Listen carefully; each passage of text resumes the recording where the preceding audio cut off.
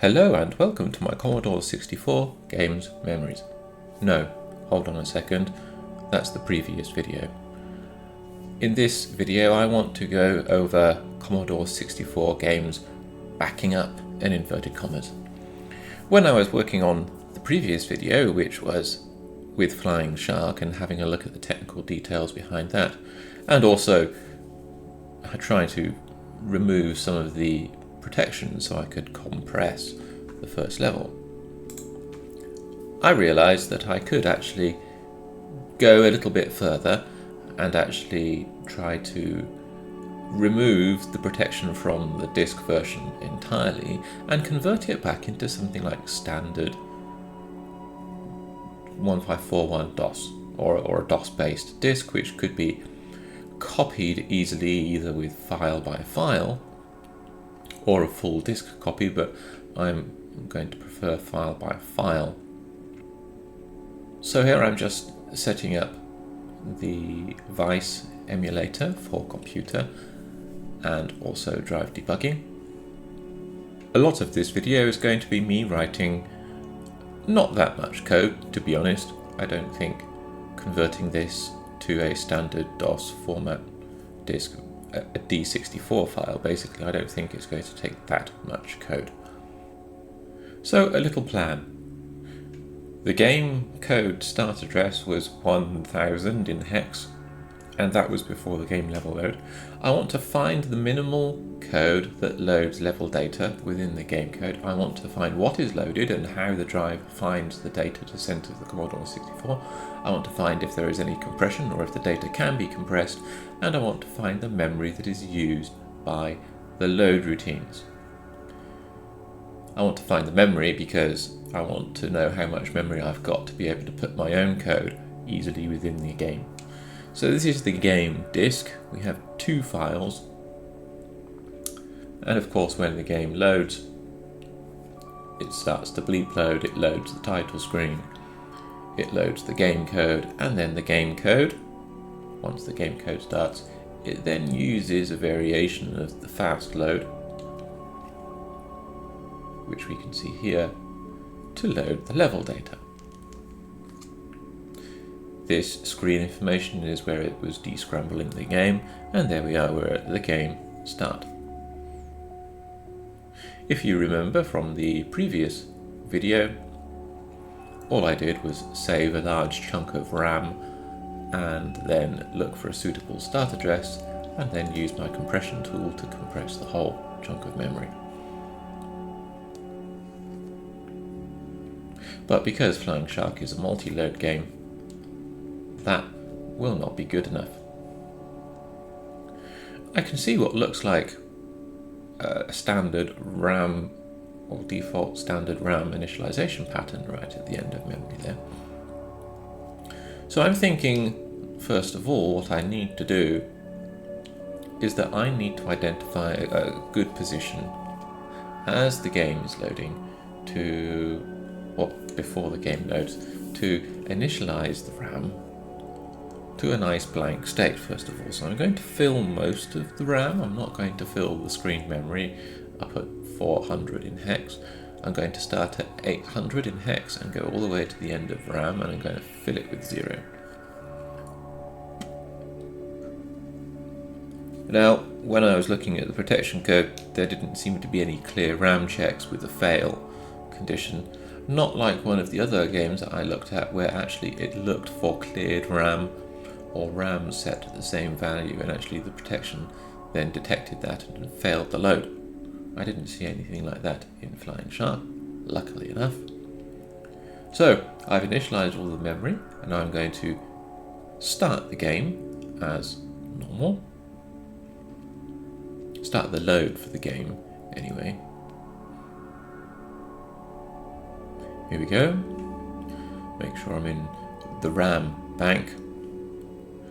Now I can see that when I look at the memory dump of the last page, it doesn't have the standard RAM initialization anymore. It has been and it still is initialized to 0, which is quite a good thing. If I look in the last few pages, we can see that it's nicely cleared to 0 now, rather than having that repeating FF00 default RAM initialization pattern. The FF00 repeating pattern with the default RAM initialization pattern actually comes from an electrical effect of the RAMs as they are started, and the emulator actually emulates that as it should do properly, because some games or demos kind of relied slightly on that pattern of RAM initialization. It's not consistent between machines, but it's semi-consistent. Anyway, so what I'm doing now is I'm saving all of the game memory, pretty much from 200 in hex, obviously, to the end of memory as a great big chunk of RAM. I'm not interested in the VIC state or the CIA state or the color RAM state, because I'm pretty sure that the game initialization code at 1000 in hex covers everything for us. I'm looking at the screen memory here, and I'm seeing that there is actually some clear space. Not too bad. If you can hear the rain in the background, I do apologise, but it seems to have started raining this evening, just as I started recording.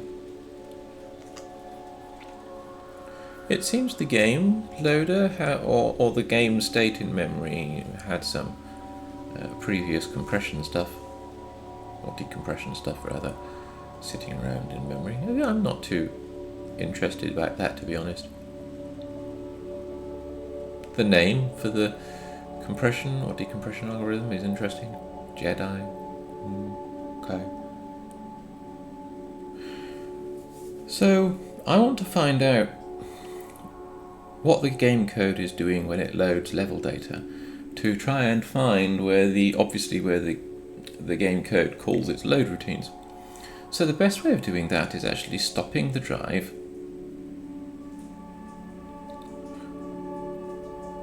when the drive starts executing its drive code, when it actually starts doing some work, and then I can see what the game code is doing, or where the Commodore 64 is executing its game code and what it's doing. Just to help me out, I'm going to load the labels, which I normally like to load for the kernel routines for the Commodore 64.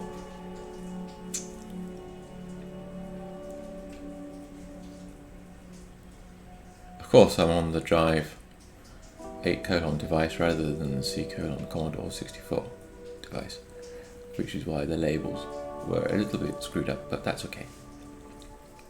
The Commodore 64 here in the game code has just started trying to talk to the drive code using, obviously, the 2-bit protocol.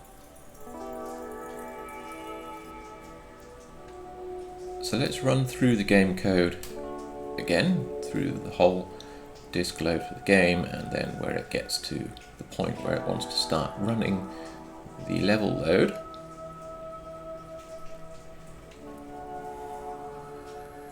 So I'm using the CPU history command here to trace back from the byte load on the C64 side now, trace back through the history to see how the game level code initializes. C09 is the earliest game code address that I can see in the CPU history currently. The rest of them are kernel ROM routines.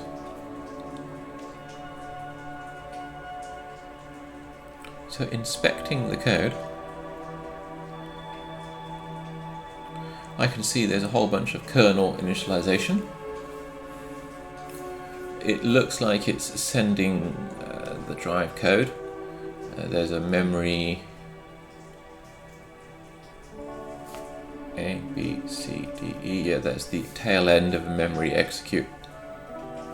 I think the BF7 looks like a memory E command, memory execute, with a low and high address. Those two other routines, look, they're common as well, just before the hash $57 is W, right? So that's a memory write. It looks like we're sending memory writes in chunks of 20, which is the standard initialization of drive code, so that's fine. If I have a look at C76, it's doing a setnum set LFS open, check out, char out, char out. 4D, 2D is M-W, so yeah, the first routine here does a setnum set LFS and open. There are various different ways of doing that. You can do a setnum set LFS and open. You can do other ways to prime the serial routine, or kernel serial routines to actually accept bytes. That's fine. Nothing too complicated so far. C76 and C8E. I know that B19 was get drive byte. I'm just adding some labels here so it makes it easier for me and for you to read the disassembly, but it's also so I don't keep on forgetting what addresses do what. There we go. Just making sure that the labels do update in the disassembly properly. CAE M dash is 2 char outs and then a return. So 0900 in hex, look, that's the decoding table for the 2-bit protocol transfer. Looks like this routine here fills that 900 in hex table in RAM. So there we go, we know what that routine does. All of these routines so far that I'm labeling are not going to be useful for when I remove the protection and make the disk a standard DOS file format disk.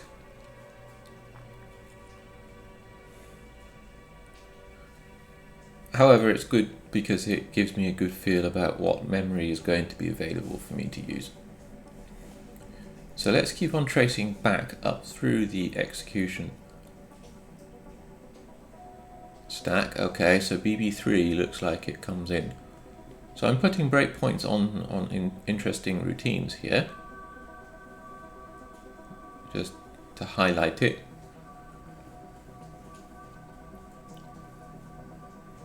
So it always initializes the drive byte code table. So maybe 900 is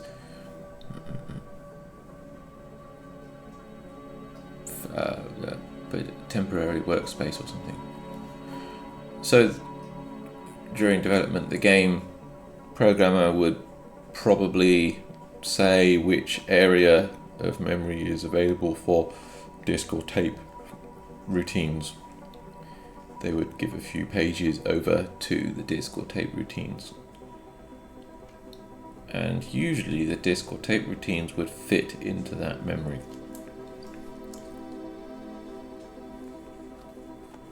Sometimes the disk or tape routines would be in a fixed place in memory, and the game code would have to work around that. Sometimes it's the opposite way around. So yes, let's trace backwards again.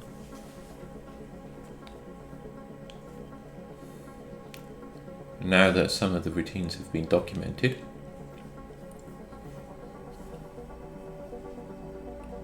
So BB3 is where I left that breakpoint, which was the beginning of something, the load routine, right? But I can see here now that, oh look, well, A00 is a very nice round address, and then it immediately jumps to A35, and it looks like it's transferring something from accumulator into X. we can immediately see that there's a jump table with 3 jumps at the beginning, so this kind of like tells us that it's a nice block of drop-in code. It's a little bit like a music routine, right? I mean, music routines, you give a music routine plus the data, an available amount of memory that you have somewhere, and then they drop in, and then the easiest way of accessing them is just to have some jumps at the beginning for start, play, stop, etc. Maybe sound effect play. 4 jumps, maybe.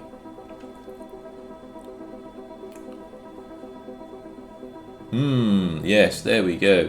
So it's looking like, look, it's going to A00 in hex.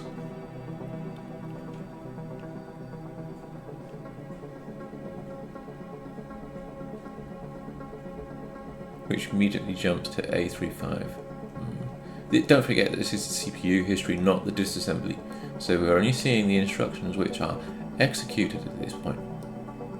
So 3C65 looks like it's loading with Y the current level at 110E, and then looking up into a table of low and high values, not low and high values, maybe a start and end file to load table, perhaps. Because there's no load Y, there's no shift up to, so it looks like there are pairs, maybe a start and end file, and then if you've got a table of start and end files, then the next index along is going to be the start that you wanted to start loading at until you get to the end index for the file that you're loading. That would make some sense, right? So 3CD0 starts off saying, I want to load file 0, and then up to file whatever, I guess. So I'm putting a breakpoint here at 180D to see if there are any other executions, and no. So the load code at A00 is called with the accumulator equal to 0 first. How many times does it load different files before it gets to 180D? Let's have a look. That's why I put the breakpoint there. So I can see that it's loading file 0, and this is a byte pair table. You can see that because it's taking the accumulator, shifting it left once, which multiplies it by 2, then transfers to X, and then looks inside the table. And it's a table with 1 byte offset, so we know that it's looking up pairs of bytes. It does look like track and sector pairs.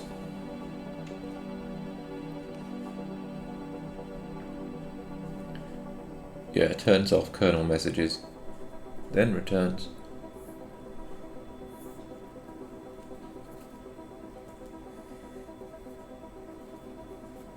We don't want loading messages appearing, or anything else like that. Not that it would, because the 2-bit protocol doesn't try and send any messages, but maybe the game, when it was being developed, was using a ROM loader instead. That might be the case. The kernel ROM loader, rather, I mean. And then later on, look, there's a second file. And the second file index is with 1 in the accumulator rather than 0. And then there's 2 in the accumulator, so it's loaded file 0, 1, and 2 so far, with those track and sector pairs coming from the track and sector pair table.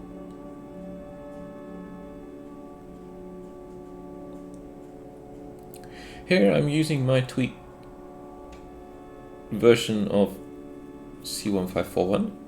It's got a load of extra code changes in there to allow me to debug G64 disks a little bit more effectively.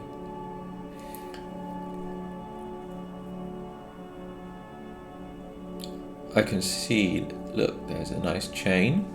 That's good. That tells me that, at least for this track and sector pair. Let's have a look at the next one. That also looks like a good file chain. Look, so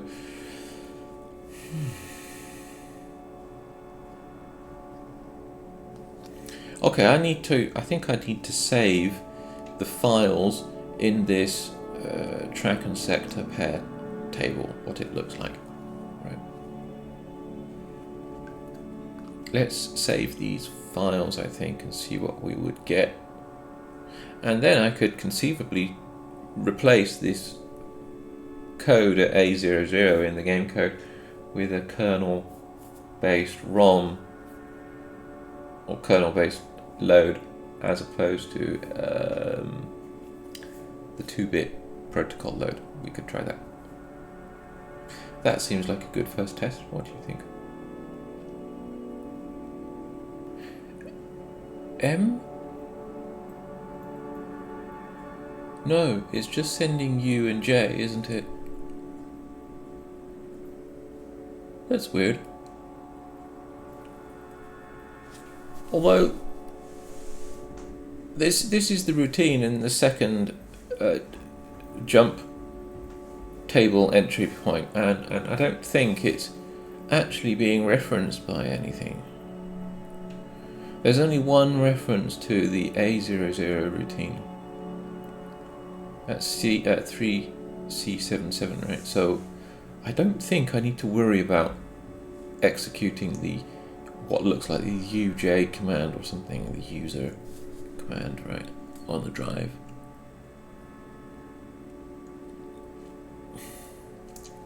And also B94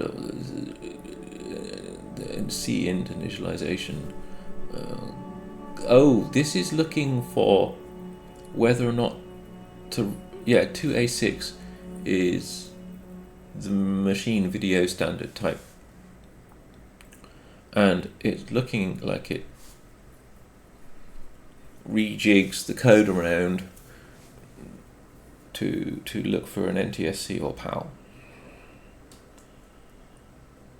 But based on the NTSC or PAL type of the machine, then it uses different 2-bit protocol code with different timing constraints.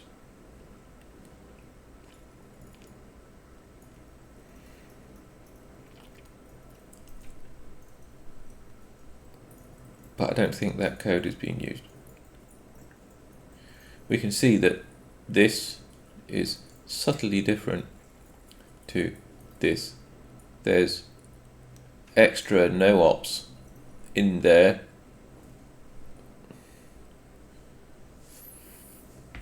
depending on the machine type.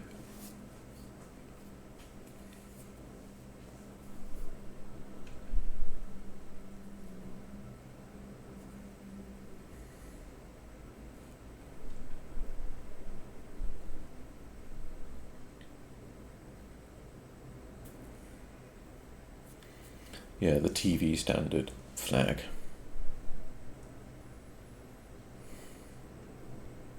NTSC or PAL 0 or 1. So yes, that's definitely what it's doing.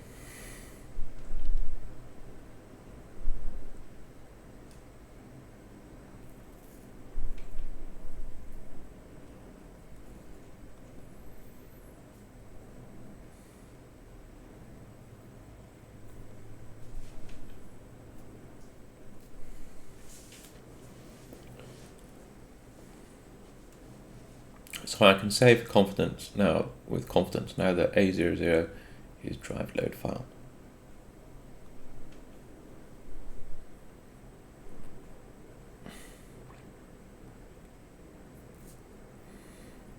C7A is doing an inc load A compare it. If it's not equal to, then load A with the file name and then do a load. So yes, I think that is doing start loading file 0 up until file whatever for the first level, and then start at file whatever, and then load up to file number whatever for level 2, and so on and so forth. That makes sense, right? You've got a whole run of files that you want to load consecutively, one after each other. Just use that. And what was it? The first level used 3 files? 0, 1 and 2?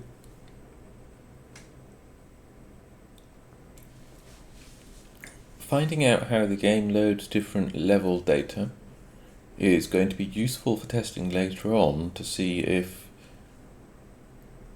extracted data files that I'm getting are correct for each level that the game wants to load.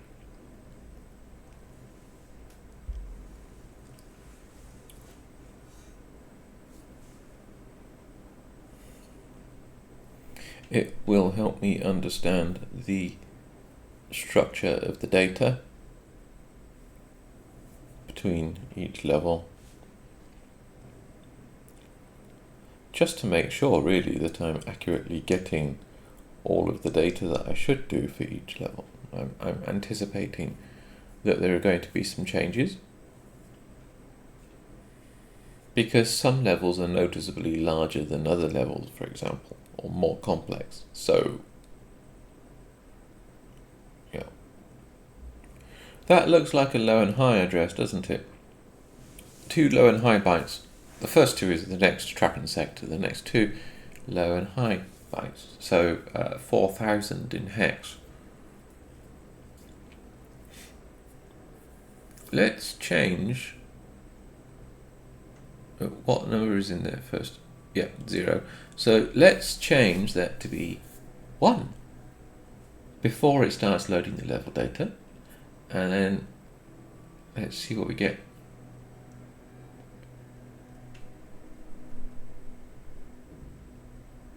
Look, there's level 2.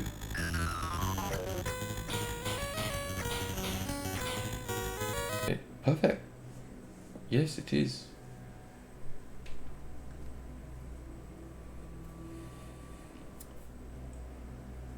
Using this mechanism, I can map out what file numbers are used.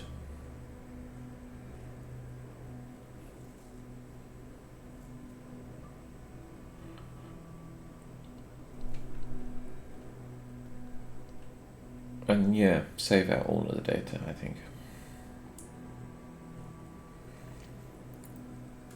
With this nice tweaked version of C1541, I added another thing like chain write, so I can chain write at a file name and then tell it to start with the tracking sector and then write the whole chain.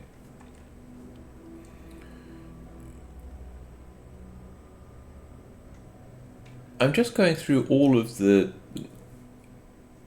name, the tracking sector pairs that were in that tracking sector table, and I don't see any looping issues or anything else like that in the chain command. So I'm going to update that now to be the chain write command, just to save all of these chains, but with sensible file names.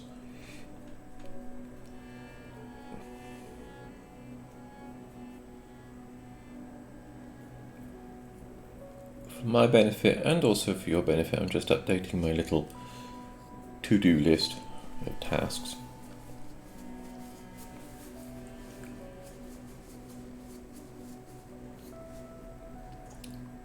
So these are the chain writes I'm going to use in my tweaked C1541 tool. This is the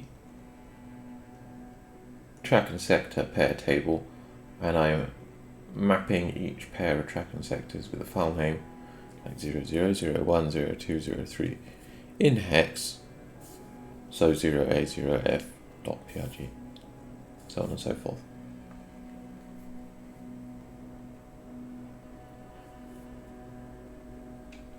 So I'm an idiot, I saved them in the wrong folder.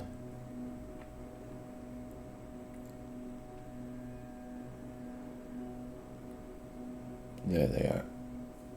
My chain write command was wrong. It was not not putting them in C temp fs. Oops, never mind. So when each level loads,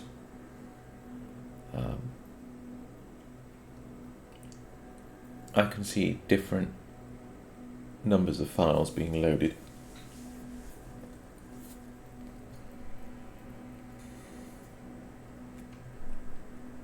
The first level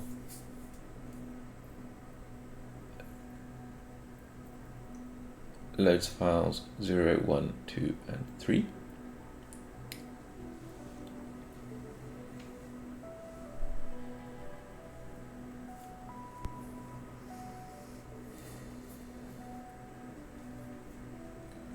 So let's have a look at files 0, 1, 2, and 3 in the hex editor. Now, file 0 seems to load at 400 in hex. It is 800 hex bytes long, removing the 2 header bytes. File 3 seems to load at, what was it, 8,000. File 1 loads at 8,000, yep, in hex, and is of indeterminate or not rounded data length. So file 2 is at 89, and file 3 is at 400 in hex. So that's way down at the beginning of memory and at the start of screen memory. Okay, well that explains where those weird characters come from after the game starts then.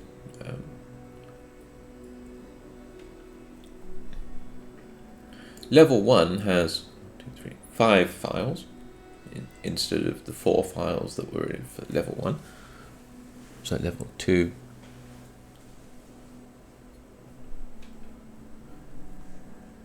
again, well, okay, look, the last file in the sequence loads all the way up at C000.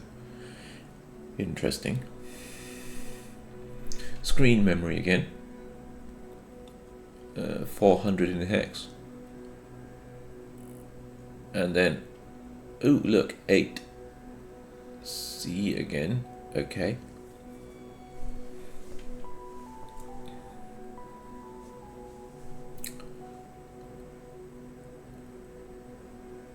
$8,000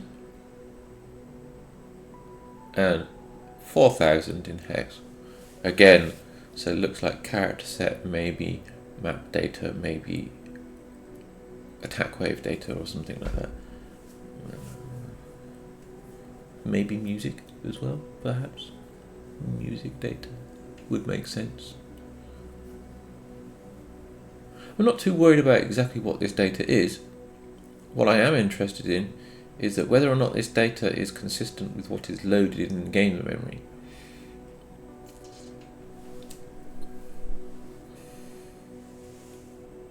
I'm relieved with this because none of these addresses are going over or going behind or going underneath kernel or IO or VIC or SID space. So anything which is at D000, which is VIC, all the way up to D4, D8, DC, DD, I would be a little bit more concerned, because then I'd have to do a load routine which loads underneath all of the in the RAM underneath those ROM areas or IOs, not ROM, IO areas like VIC, SID, CIA1, CIA2. I don't really want to have to do that, and thankfully none of the data files that are loaded seem to be in that area. So cool, this is going to make the job easier of trying to get rid of the 2-bit protocol load and replacing it with a standard, at the moment, kernel DOS file format load instead. I'm confident that I could get the kernel load working because I could see already that the game was initializing I/O using the C64's kernel. So that tells me that the game is already set up to handle, the kernel doing all of its I/O initialization. I'm compressing the files to see if the data in general for the level data can be compressed, and even though the zip is a good algorithm, it still gives me a measure of compressibility. If it's not compressing that well, then maybe I wouldn't use compression. But this looks like it is compressing rather well, right?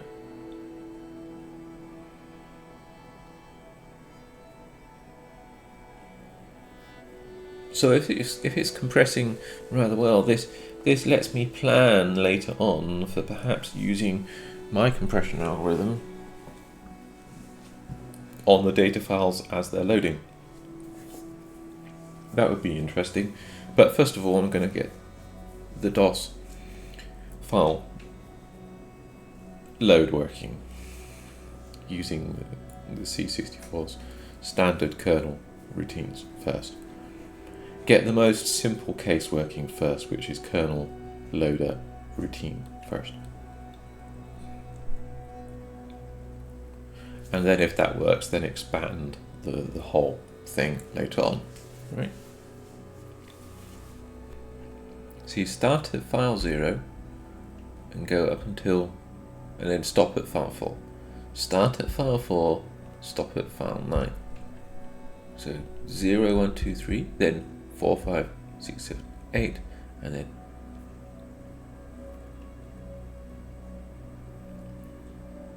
9, A, B, C,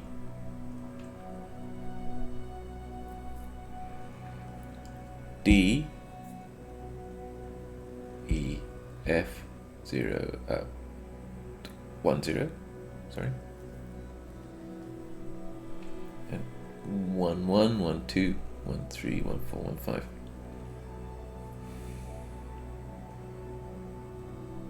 So 0 to 1, 5. Just really kind of like double making sure really that that's what we're expecting. Let's load that first file. Kernel routines, as expected, but I'm not really too worried about those.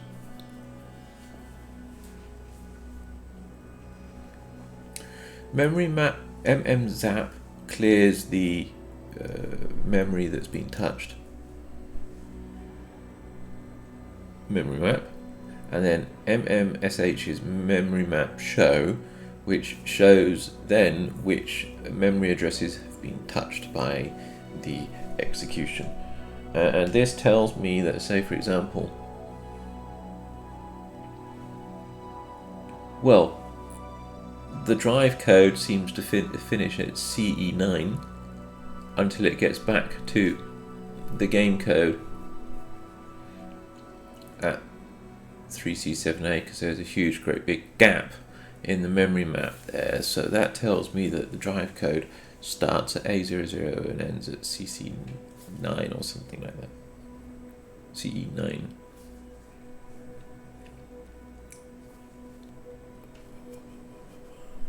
I'm just having a look before A0, and of course A0 I know that there's already the table at 90, so I'm not going to be interested in look to see. There's nothing writing to the screen memory really. Well, there's a whole bunch of page access, page separated accesses on 6A9, 7A9, 8A9 for 1 byte. Probably not important in the screen memory area, so 600 up until 900, start of basic memory. Okay, so yeah, that tells me that I can use code from A00 probably up until CFF, looking at that.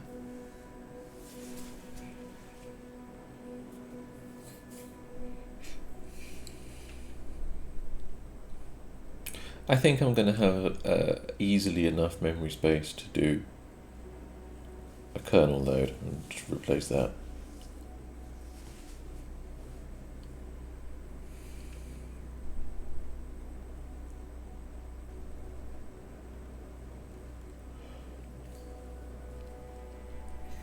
So just updating my little to-do list again now for my benefit and for your benefit, so we don't forget.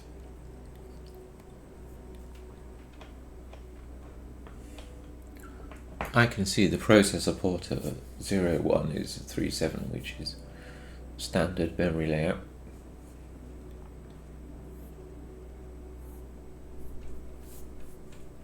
When the game code calls the load routine, I can see it doesn't have to do anything with the processor port to map in the kernel, so when I write the load replacement code, I can design it within this quite easy constraints. Not a problem. So I'm just coding in my head right now, just planning out the code that I want to try and write. The current drive, which is at 0 page BA, is actually there. Look, it's drive 8, which is also great. The game code actually doesn't seem to kill too much of the 0 page memory addresses. So let's start writing some code for the replacement load routines for Flying Shark. Because the files are just going to be normal files on a normal DOS format disk, I'm just going to use the kernel load for now, just to see if it works.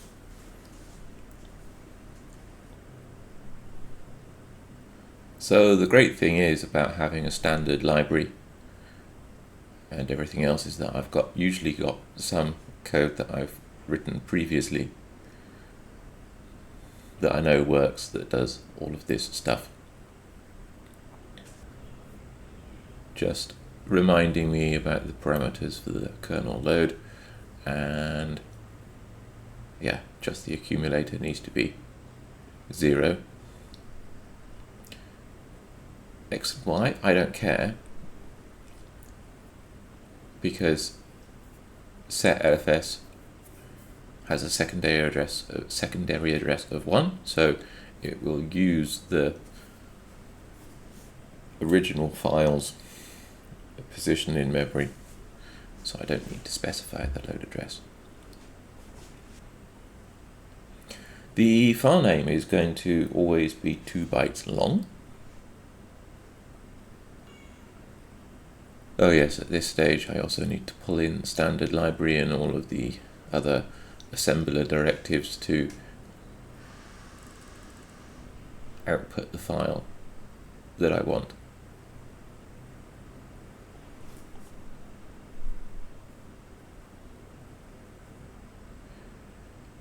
Notice on line 12 that star equals A00, which is the start address of the load routine used by the game code.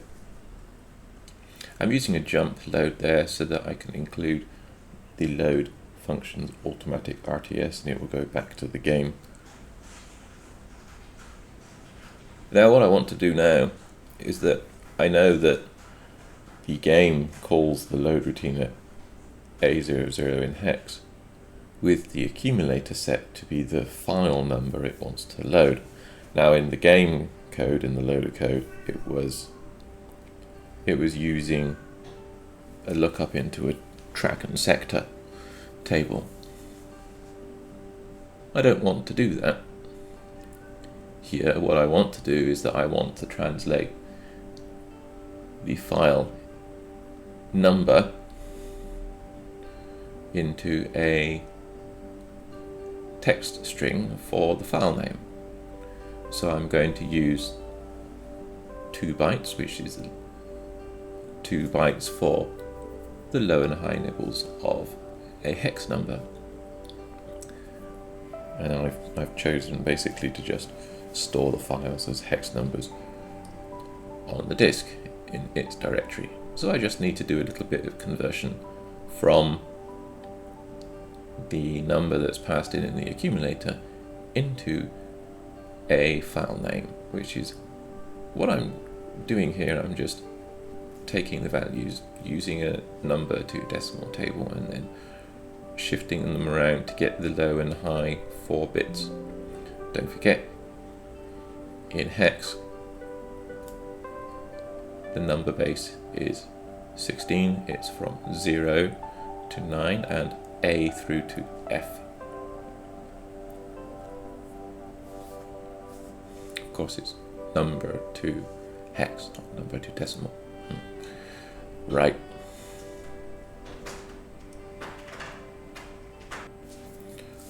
I don't quite remember exactly the text encoding that the drive expects its file names to be in, but we'll debug that as we come to it. It might be PETSCII, it might be raw codes, who knows, we'll see.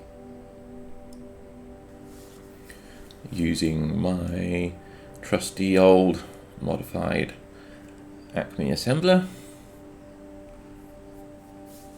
It's my assembler of choice. I use it for all of my projects. Because we're in the different directory, I want to set up a library, include path to the C64 working directory. I want to output MSVC compatible errors, so that if I run this from inside Visual Studio, then I can press F4 and it will take me to the source file line that's showing the error. There we go. I needed a proper library include path with a trailing backslash. And there we go, A00 to A3F, inclusive of the amount of memory used so far by this code.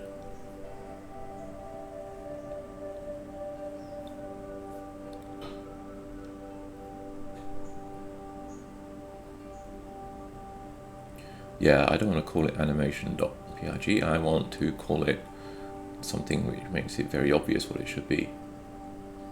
Right, flying shark loader, there we go.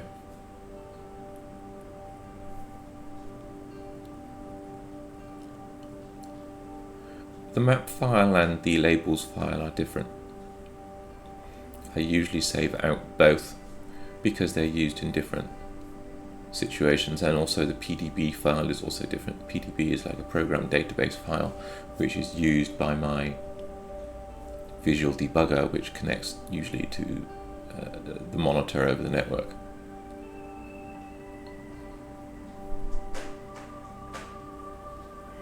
Of course, I want to also create a disk, don't I, containing the files that I want to load. That's going to be useful. So I'm creating a nice D64 file here. I'm not using a G64. I want to prove that an unprotected D64 file can run the game. I don't want to have any protection information in tracks above 35, for example. D64 doesn't contain that kind of protection information, so let's load the original game data first, then yes, from 200 to, it's wrapped around the address, it's loaded FE00 bytes, that's okay. Now that's the original game code into memory, and there's the jump table for the original drive code, which is in the game code that's been loaded. Now with the game code in memory, now I want to load on top of that the little bit of replacement drive loading code that I just wrote and just assembled. There we go, 3F bytes in total. Now we can see it's including my code at A00. as you would expect, right? And as a quick test, well, hold on, I forgot to create the disk, didn't I? I can see that the file name conversion code worked. I'm just using my tweaked C1541 to format the D64 file, and then I'm going to use it to add those level data files. So the file from the host filing system to the destination name in the disk image. There we go. I need to do this for all of the level files. So there we go. Quick little bit of work in the text editor. Just lets me quickly save all of those files to the disk image. So now I have a disk image. Have to type this in again. The monitor's command line history didn't have it. It would be great if the command line monitor actually allowed me to copy and paste things into it, but hey, this is a slightly older version of Vice, but even so, I need to put everything in RAM, don't I? Right, let's put everything in RAM. There we go. There you go, my loader code on top of the game code. Now, go to this. Yep, yes, yeah, I think it's a good idea to put a breakpoint at the start of my drive code. And now let's see what we get. So, debugging it in place. Bing, bing, bing, bing, bing, bing, bing, bing.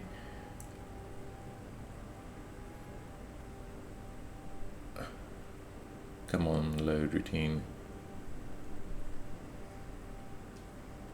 Okay, well, it seems to have returned back to the game code, which is as expected.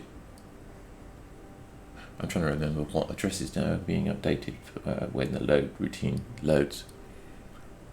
It's A. It's not AEAF. Why did it not load?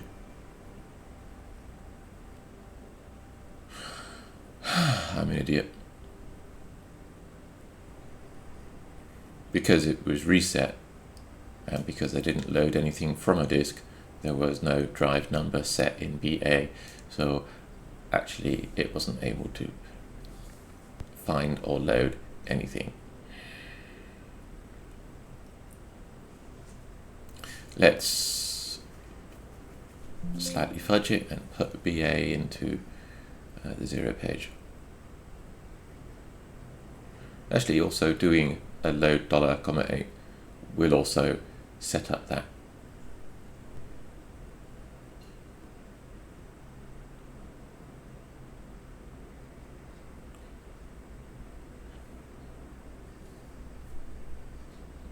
Dollar is the disk directory, of course, and $8 is the disk number. See, BA now contains 8.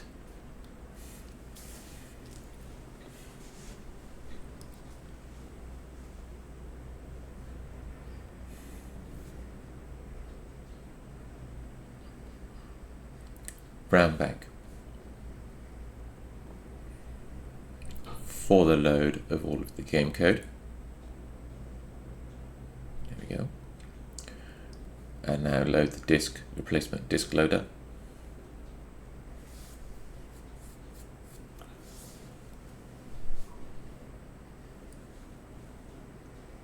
And now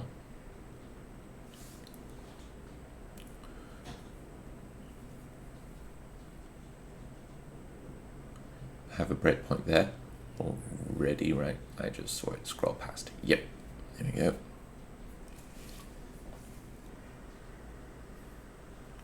Okay, replacement loader code test number 2.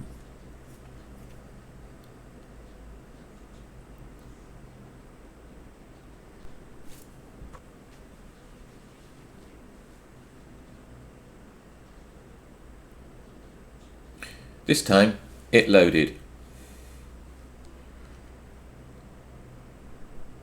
because I checked the loading address at AE and AF, and it was 800 in hex bytes higher than 4000 in hex loading address, which is what we expect because the file was 800 hex bytes long.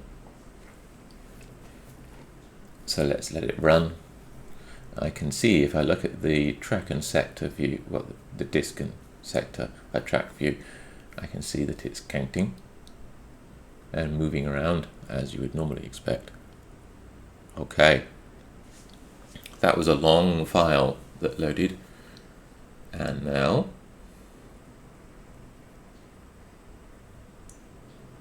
woohoo! It worked.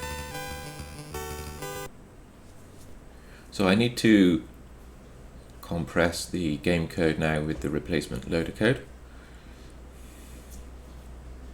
and also put that on the disk. So I need to recreate what I was doing there with all of the memory and everything, the original game code, the replacement loader code. I'm just going to clear the unused memory in the space where I think the loader resides. I think I'm going to do that. 900, don't forget, is that was the pre-calculated table. I'm just seeing if the memory is kind of clear. The memory looks compressible. I'm just going to leave it alone, I think. I don't really want to investigate whether or not the game startup accesses the temporary space at 900 before the disk loader routines calculate its 2-bit protocol decode table. So I'm just going to leave it alone, I think, for now. When I'm doing this work to remove the protection and make it a standard DOS format disk, I want to disrupt or to change the original game code as in a small amount as possible. I don't want to disrupt it that much. I don't want to do much to it. I want to leave it as original as possible.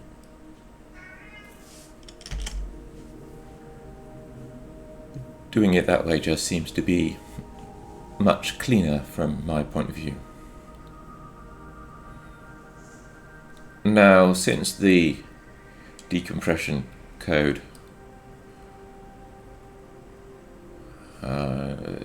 starts the decompressed code with all RAM mode enabled, I'm just making sure there with some little bit of extra code at 600 in hex so that it stops the interrupts. It will reset the stack pointer so that the stack is all cleared out, and also reset the processor port so that it is in default RAM configuration mode, not in all RAM. So default means that the basic kernel, the I/O, is all mapped into the correct place. Once again, I made that typo where I forgot that I needed to add a 0 for the device to save to, and also making sure that I am in RAM mode before saving. Just making sure that the code that I created there still works.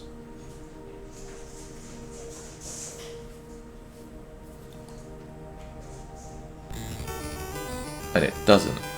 And this is what happens with when the game is unable to load any data from the disk. And guess why? The game wasn't able to load any data from the disk. That's right, there was no device in B8. So now I have the uncompressed original game code plus my loader code plus the little stack and processor port memory remapping tweak at 600 in hex. what I'm going to be doing now is that I'm using my compression tool in C64 MBU mode, right, to compress all of that data. So this actually gets pretty good compression, considering it's almost half. No, it's less than half. It's a quarter, almost.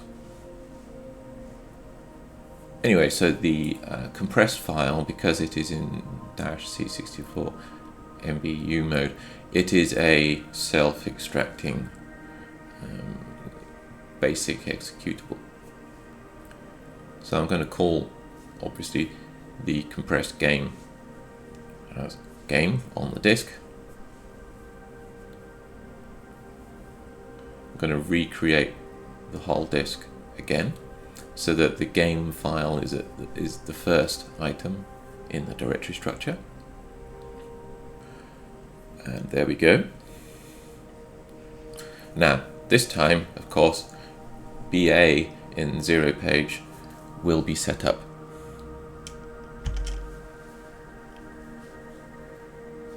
And I can see the drive loading data from the disk, and magic, fantastic, wonderful, absolutely great. So that is a successful export of the game data from a protected disk to a disk which is DOS file formatted with no protection. But to be on the safe side now, I need to check level 2 works. So level 2, if you remember, has a different number of files. So I'm going to tweak this. Remember when we were investigating the what files were loaded for what levels? Right, 110E, when it was being read at 36C5, when it was being loaded into the Y register, as we can see there, that's when it was setting up the level to load. So let's set the next level, and there we go, the next level has loaded. And there's the third level. And there's the fourth level. So I noticed when I was loading one of the levels, I think it was level 3, that the screen started off grey and then it went to a yellow background. I'm just checking the original disk by doing exactly the same level skip. And yeah, okay, the original disk also showed the same effect, so I'm not worried about that at all. It's not something that I've introduced. It was in the original game, so that's perfectly fine. So without true drive enabled, I'm just making sure that it does work still. Yes, it does. So with virtual device traps and without true drive enabled, it means that there is no drive code running at all. It means that I know that the kernel routines are used exclusively and that there is no extra drive code floating around there. So now I've checked that this replacement drive code, this replacement loader code works, which doesn't put any code in the drive yet. I'm just documenting now the build process for putting the disk together so that I don't forget when I come back to it later on. And I will commit that to source control. I'm using the ICU debugger now, and I'm enabling a view across all of the memory by using the bitmap display windows. I'm testing the disk that I produced, and I can see here, look, there is some original title screen data hanging around in the background there, which then the level data loads on top of that. I can see that the data, which is mostly empty at 8000, actually, if you have a look, see, we have mostly empty, completely empty memory actually. So I'm not going to worry about the stuff in the first bank, but this I want to get rid of because it's decreasing the compression ratio, the compressed game. So I want to get rid of and tidy up as much of this data as possible, right? I'm thinking go back to the original game and interrupt the loading. When the title screen gets displayed, when the loading screen gets displayed, I'm going to clear the memory for the loading screen when it's being displayed, and then let the game continue to load. That's what I'm going to do. Because I know at some point in the original game, when the game is loading, eventually it turns off the screen, because we can see here that it's loading some code or data halfway through pretty much the loading screen bitmap. So I know that it's going to be pretty safe to clear the bitmap as the game is loading. And then I'll save out that memory and then patch it again with the loader code, I think, and then recompress it. And it should make it a lot smaller.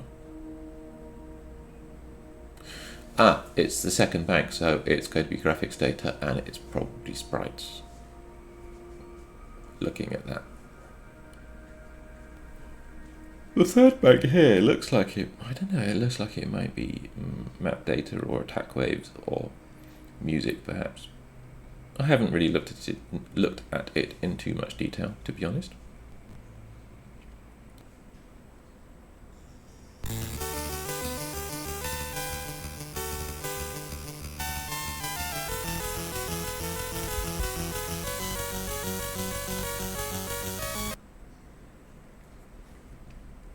So I can see where the bitmap is being displayed from. It's from 4000, and the video screen in this case is the color screen for the bitmap, which is going to be 1 kilobyte large, so that's 400 in hex. So if I clear all of that and then let the game load and then save the data,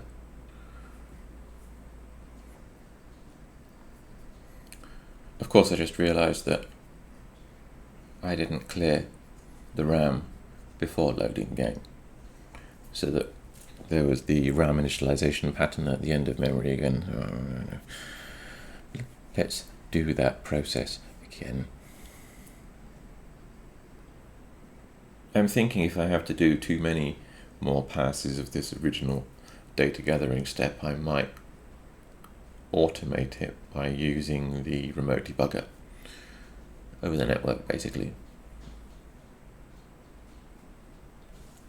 But I'm hoping that this is the last time that I have to load the original disk and futz around with memory.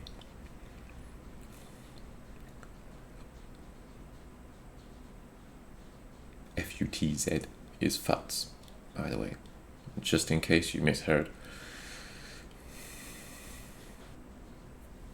Well, that was a silly typo, wasn't it? Okay, the last time I do this, clear RAM, please. Fill the bitmap, not the whole memory. Thank you. I'm just documenting these steps, by the way. I have a breakpoint at the game start. Nice blank loading bitmap now. Save everything, all the memory. So I bet you're thinking, or some of you are thinking, well, why are you bothering to save all of the memory that you know that you've cleared? Why don't you avoid saving that? Well, I like saving as much as possible, and then later on, if I decide to trim out anything or to reduce the compressed data size, then I can do that. If I don't have the data there originally, then I'll just need to go back and get it or to verify it. So I might as well just save out nearly the full range of memory. I'm not going to save out the 0 page, I'm not going to save out the stack because I don't think it's useful in this. But if it was going to be useful, then I would save it. But pretty much 200 to FFFF is pretty much the whole memory, minus the first 2 pages. So now just overlaying my replacement loader code, saving it as that separate to comp file which has the start address as 600 with, of course, the little startup code thing.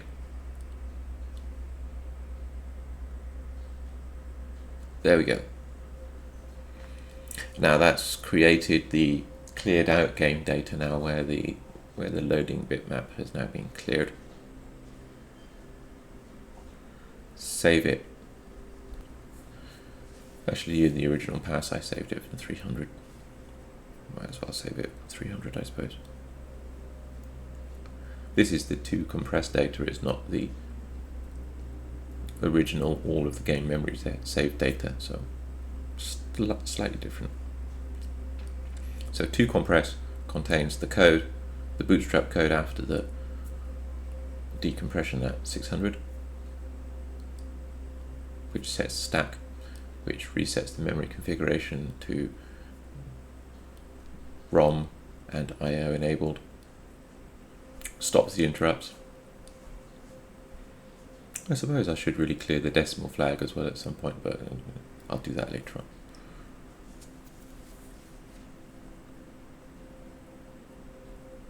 I can't remember if the decompression code actually clears the decimal flag. I think it probably does.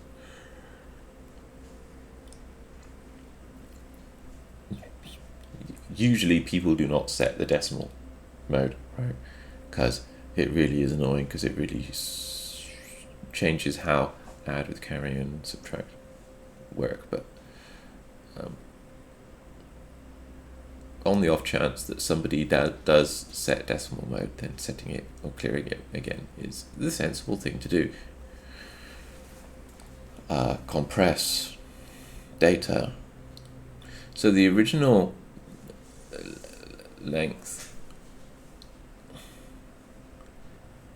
So the idea here is that without the residual bitmap loading screen, data is actually a lot smaller.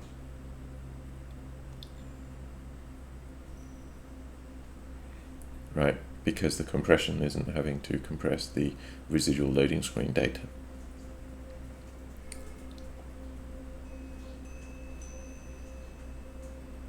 So let's recreate the disk again. There we go. Let's run it. It should all still work, right? There we go, that works still.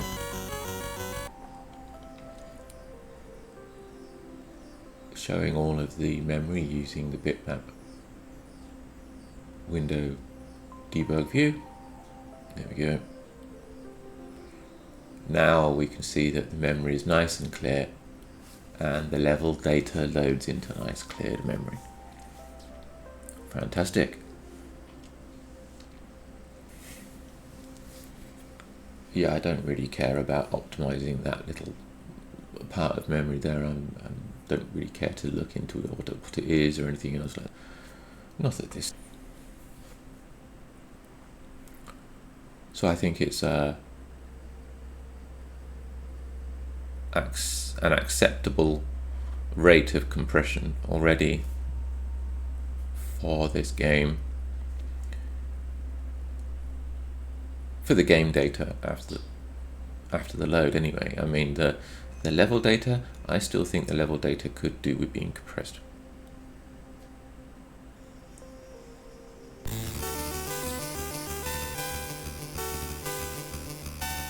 So that the game works. There we are. Works without true drive emulation enabled. So that's all fantastic. Let's do a hard reset. There we go. Dink, dink, dink, dink, dink, dink. Done.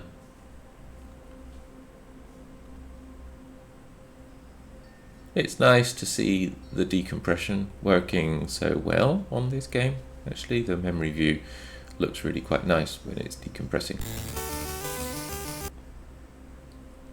So yeah, definitely ship this version now because the protection's been removed and it's a DOS format disk with individual files which can just be copied and used elsewhere. So thinking about this a little bit more, I wanted to automate the build process for this from the game data that was saved. So I've added actually some directives for including the game data actually in the loader.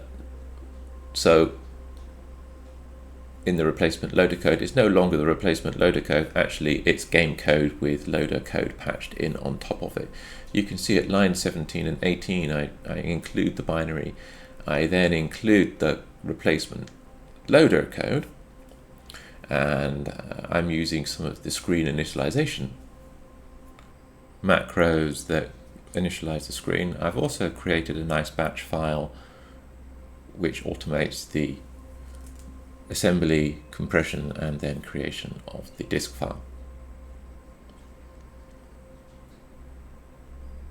So that's a lot easier than copying and pasting around a whole bunch of stuff from inside the text file and just testing now to see if it works. I also added a little loading file indicator so I could actually see what file it was loading. It sits down at the bottom of the screen because I know that the top of the screen gets replaced with some level data that gets loaded later on.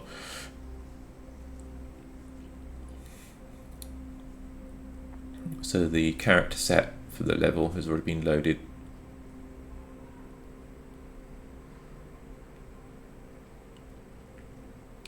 There we go, whatever that data is.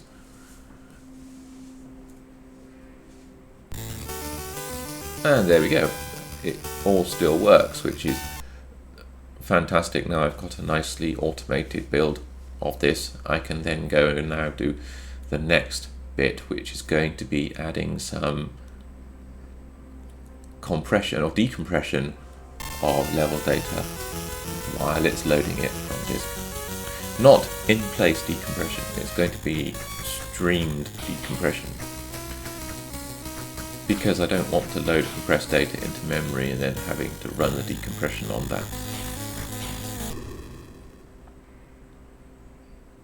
So I'm just updating, or I have updated my decompression tool, or my compression tool, to output the original load address, but then add on all of the compressed data instead of replacing the start of the file with the original file size. This will make it easier because I can load, or I can read the first 2 bytes of the compressed data file and then use that as the start address, and then I can use the rest of the data file as the compressed data to decompress. I then use these new command line options to create a whole bunch of new data files from the original level data files. Now those compressed data files are now going to need to go into the disk image.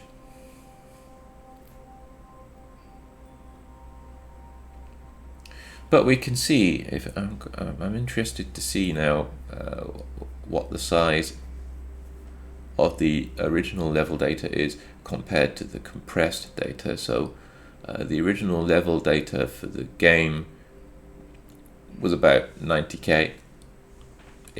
Okay, 88 kilobytes with 1024 bytes per kilobyte. Yes, and in compressed data terms, it's 41.5 kilobytes. So a lot of saving. It is really worth it, isn't it? Probably yes, is me being sarcastic. Of course it's worth it. Less than half. Yes, please, we will have less than half. It means that you could take the compressed game plus the compressed level data files. I've just realized I used the normal compression. I've improved the compression tool actually to use a new method of compression, another one. So there are four different types of compression now. They have different pros and cons. One is quite quick, one is RLE, one is, one uses a table basis and stuff like that. Anyway, so this is, let's use the new U mode, and let's see how large it is now. Oh, that's even smaller. Oh my word. Okay, yes, it gets even more worth it now. So let's change the uncompressed PIG files to be the compressed data files instead and put those onto the disk.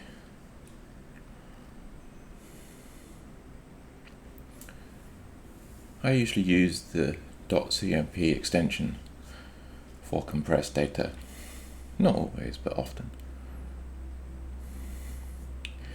It makes it easier to see at a glance that that's what's intended.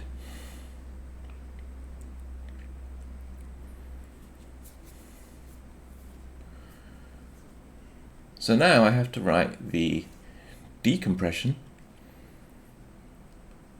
and use that in the replacement loader code. Now that's not going to be too difficult. I already have decompress in place code, and I want to be able to stream bytes using the kernel routines. So all I need to do here is that instead of using setfs, setnam and load,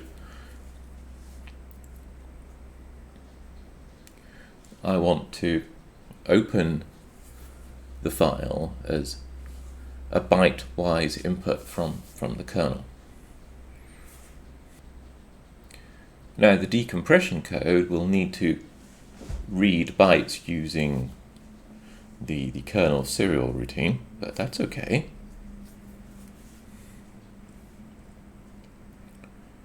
I'm basically saying here that I want to set the default file as input. So I need to set the logical file number, which was already set up here. This is basically the same as if you did it in BASIC. It's like a open 1.8,0, file name, and then did a get or an input or something like that. You're just getting a byte at a time from the default input. Now, the decompression code needs to be tweaked, but I already have that in the compression tool. because the decompression tool already has the self-extracting code. Right? It also has a standalone code which can decompress data as well. So it's the same code, practically. I have two versions of the U-mode decompression code. I have a reference version which is not optimized. It gets bytes in a very structured way. It doesn't make any assumptions pretty much about register usage and things like that. So I'm going to be using that code. There is an optimized version of the U-mode decompression source code which has a lot of optimizations. The current bytes and bits are stored in registers as opposed to in memory addresses. So it's a lot quicker, but it's also a lot harder to use. And it's really optimized for in-place memory decompression or at a push cartridge-based streaming. However, I'm going to be using the reference implementation, I think, because that one's going to be a lot easier to patch in.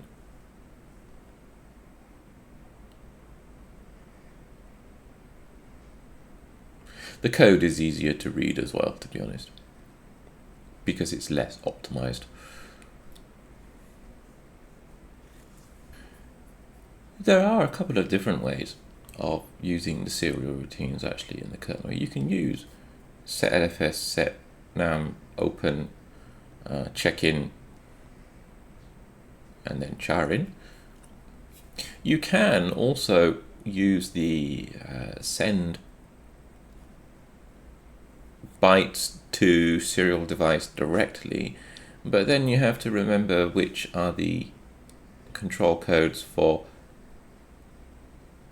doing things like sending file names and stuff like that to the drive, and I can't be bothered with that right now. I'm just going to use the standard setlfs, setnam routines for now, I think, anyway.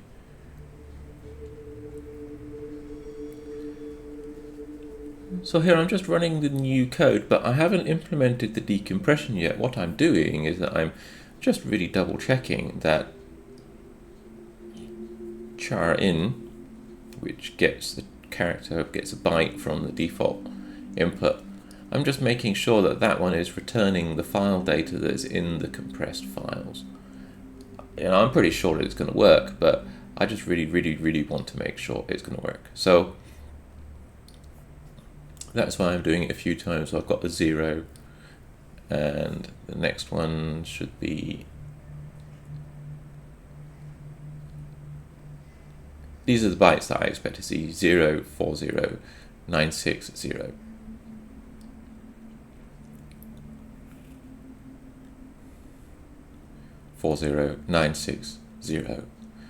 Great, fantastic. Looks like it's working. Yes, now I do need to write the decompressor, of course. This is going to be the harder part.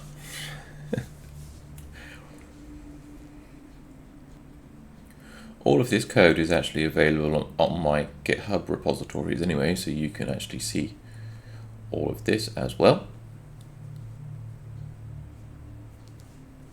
Here is the decompression U-mode reference with long offset source code. There are two approaches. I could just copy paste this and then do all of the updates in the replacement loader code. This is what I need to replace. You see, I need to replace the load accumulator indirected through get bytes address, y. I need to replace all of those. Now, I don't need to replace the increment because the increment is actually implicit. From when you get a byte from the disk, you expect to get the bytes in order, right? So there is no need to increment a memory address because the next byte implicitly increments the bytes it's getting from the disk anyway. Okay, so that makes that a little bit easier. I think on balance it's better to reuse the library code, but insert some tweaks to make it possible to override the load accumulator indirected with memory, and replace it with something that fetches into the accumulator the next byte. I think that's going to be better. It's a more sustainable way of dealing with this decompression code. It means that I don't have yet another version of the decompressor floating around. So anyway, the first 2 bytes that are going to get read in are going to be the start address. So I need to remember how to include the code now.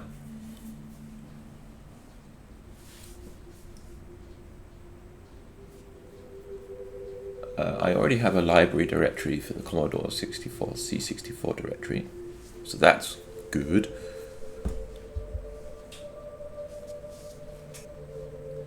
So there we go, there's the include for that. Now there are some assembly options that need to be set up to use this. I need to define some macros and things. So I'm just looking through now the code.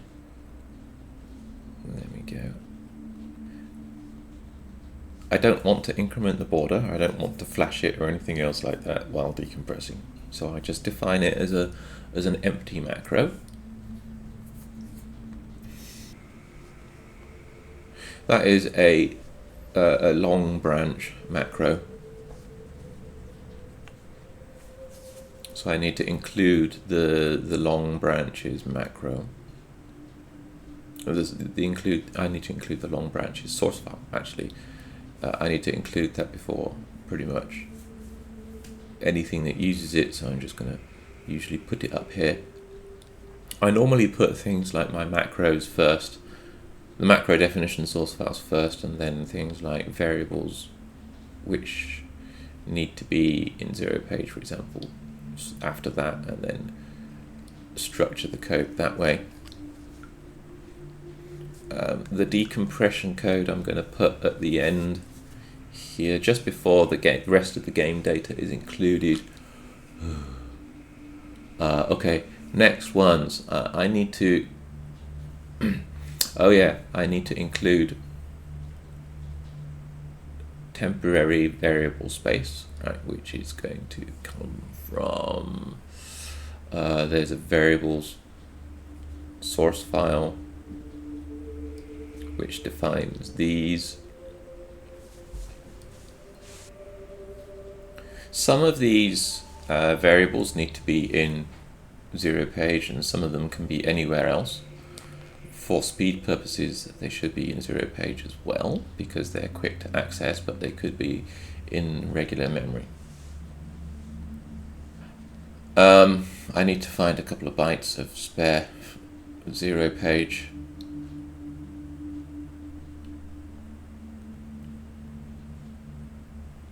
And the ones used by the kernel load would be fine. Any of these would be perfectly acceptable because the game is already expecting them to be used.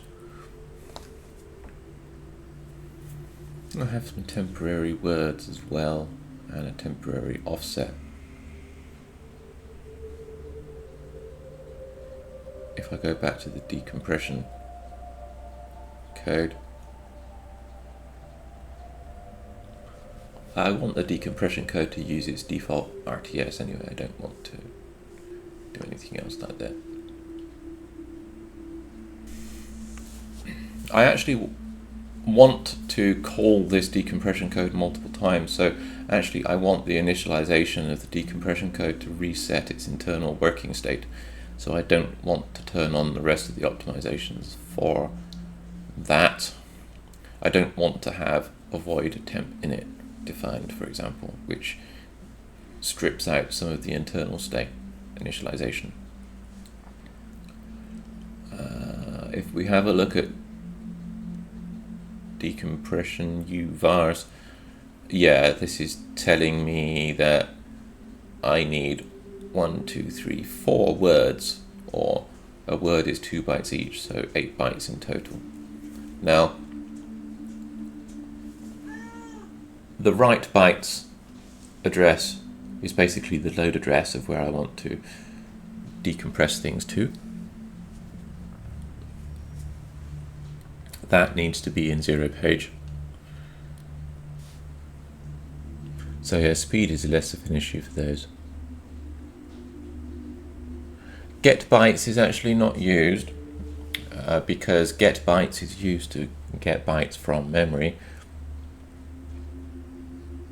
It's used to get compressed data, right? Now the macro is just basically going to be get byte. Yeah. Now, because I'm not entirely sure what registers are being updated by char-in, I need to store and restore the processor flags and also the registers, with the exception of the accumulator, of course, because the accumulator is something that I want to be returned back. I don't want to make this macro too large because it does insert the macro in a few different places in the decompression source, so it's going to be better to have like a safe version of char-in which does all of this storing and restoring of registers and processor state. PHP is push processor flags, and the corresponding instruction is PLP, which I'll show you from the opcode list. Also want the same for Y. I don't care about the accumulator. So if the get bytes macro is going to be defined, then I don't want to do the fetch from memory. I want to call the macro. Again, the same kind of thing here. I don't want to do the load from memory. I don't want to do the increment with order flash if get bytes is going to be as a macro. I want to do different stuff. In this case, actually, I don't want to do anything at all. I don't want to do an increment. There's another one here where I don't want to do the load from memory with get bytes. So now I'm just adding the call to the macro in the places where a call to the macro is needed. I'm a bit surprised that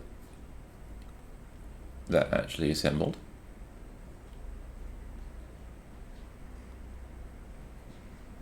First time. That's really quite odd.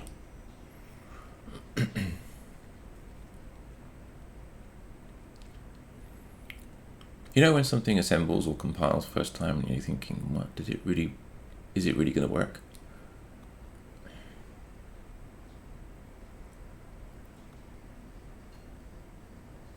Ultimately suspicious. So anyway, here we go. Will it work or will it not work?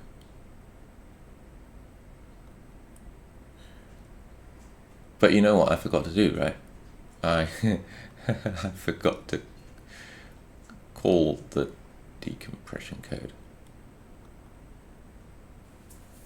Ah, there we go. That's the thing that I'm meant to call when I want to decompress stuff. Oops. Right, so there's the char-in. Yes, I also need to set up the store address for where to store things to. Okay, we'll get there eventually. So I like to define labels that use 0 page very early on before the code, so that the assembler doesn't make any assumptions about oversized label storage being in regular memory as opposed to 0 page memory. Okay, so it reduces the number of passes that the assembler needs to do. I added a tweak to allow the assembler to rewrite oversized storage.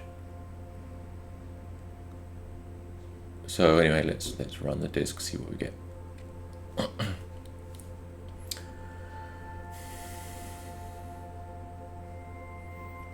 This has got about a 50-50 chance of working first time, because it's using tested code already and just tweaking it, repurposing it.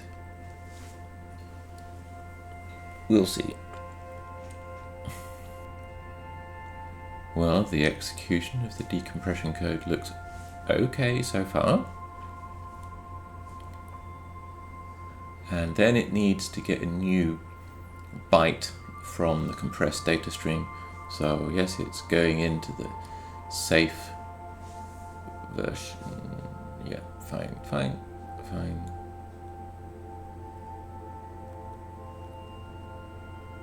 Good. So the first compressed byte that it's got is 96, which is as expected. Okay. Well, it loaded something, and then it's started loading the second file, look, because we're back at A00 again. The data actually in memory looks, oh my word, it matches. Look, it looks good. Right?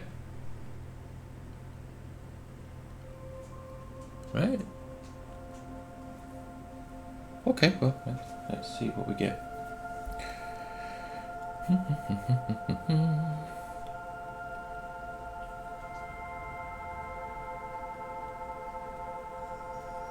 Wow. It worked. I mean, it worked. Properly worked. Well, that's amazing.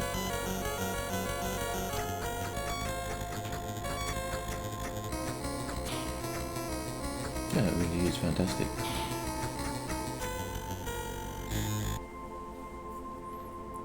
Well, I'm really pleased with that. So I'm just interested to see what this looks like now from an ICU debugger point of view.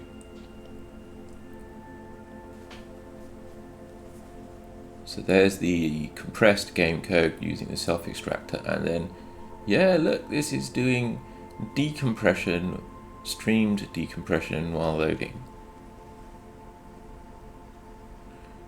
We can see that it's doing green reads or readbacks and write forwards with the decompression as it's going along. Yes, so fantastic. I did notice that it was loading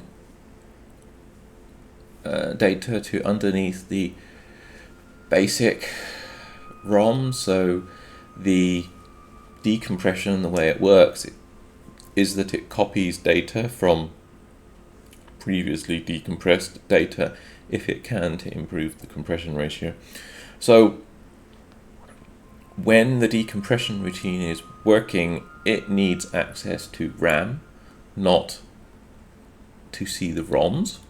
So I need to switch out the ROMs when the decompression is working, but I need to enable the ROMs when I'm fetching a byte from the serial routines using the kernel. Obviously I need to switch in the ROMs when I'm getting a serial byte from the kernel, because it's in the kernel.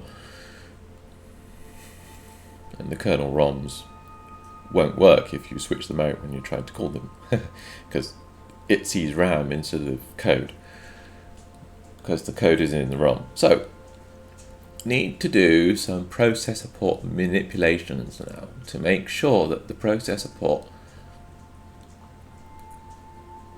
switches in the kernel ROM when it needs to execute code from the kernel, basically.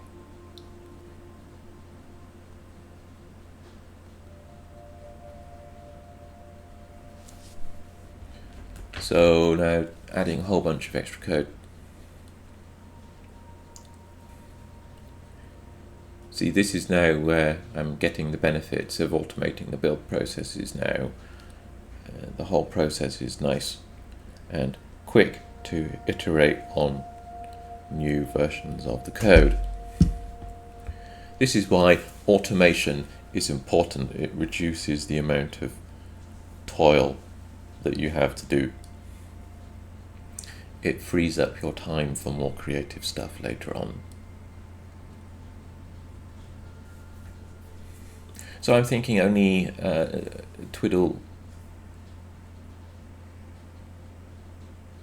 the processor port to enable all, well, to switch out the ROMs basically in one place. Let's see what it's doing now.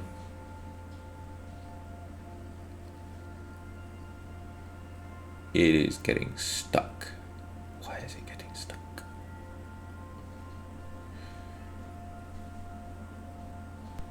Debugging mode now, you see. I'm thinking at this stage that I need to just have the kernel and I/O, because I remember now that there is no data which loads to underneath the I/O space. There is no data which needs to load to underneath the kernel. So I think it's perhaps safe to enable kernel and I/O all the time. It still allows the basic, it still allows the data underneath the basic ROM to be visible to the CPU, which is the important thing, because that's the memory range which is being loaded to, is the memory range underneath the basic kernel. Basic ROM, sorry.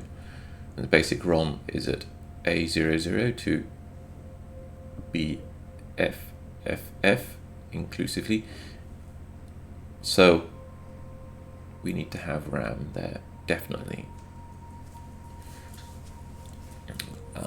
So here we go, it's working again now, with the kernel and with the I/O mapped in.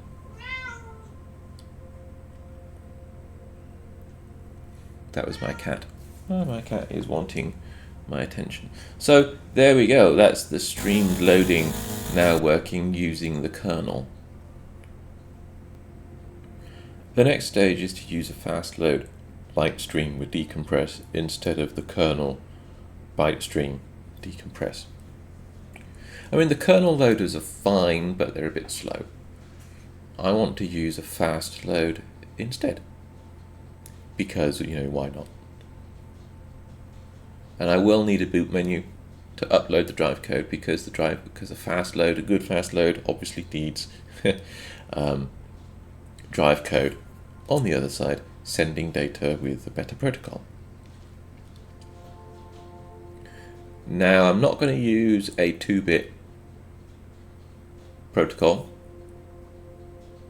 I don't think, not with ATN. I want this to play nicely with multiple drives plugged in at the same time. I want to run it from drive 8, drive 9.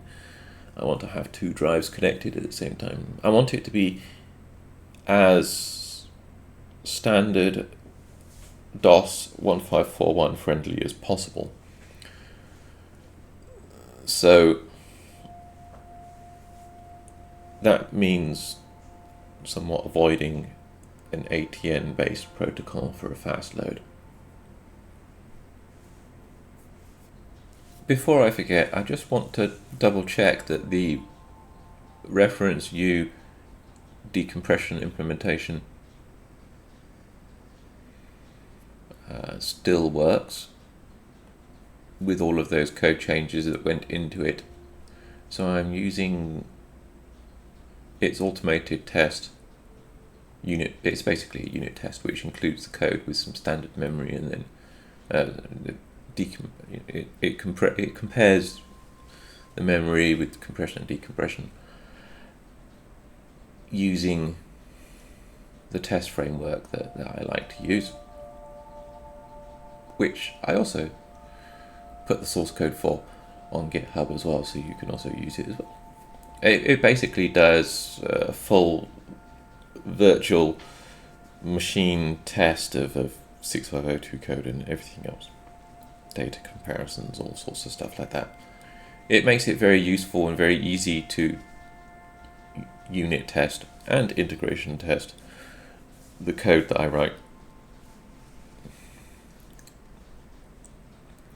So that all seems to be working fine, so that I didn't break the decompression code while adding the byte streaming changes to it, which is good to know, right?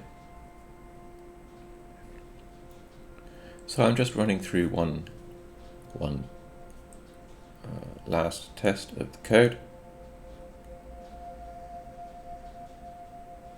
just to make sure everything is fine before I commit that to source control as a good working version.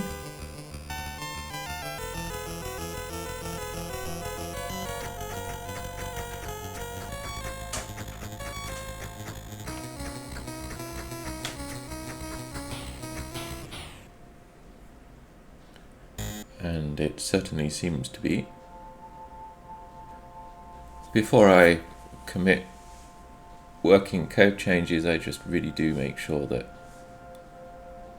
I haven't forgotten anything. It's useful to review code changes before committing them to source control, because it just refreshes your memory, and sometimes you spot things that you flagged up that you would want to change but you didn't for whatever reason. Like a code review self-code review stage before committing.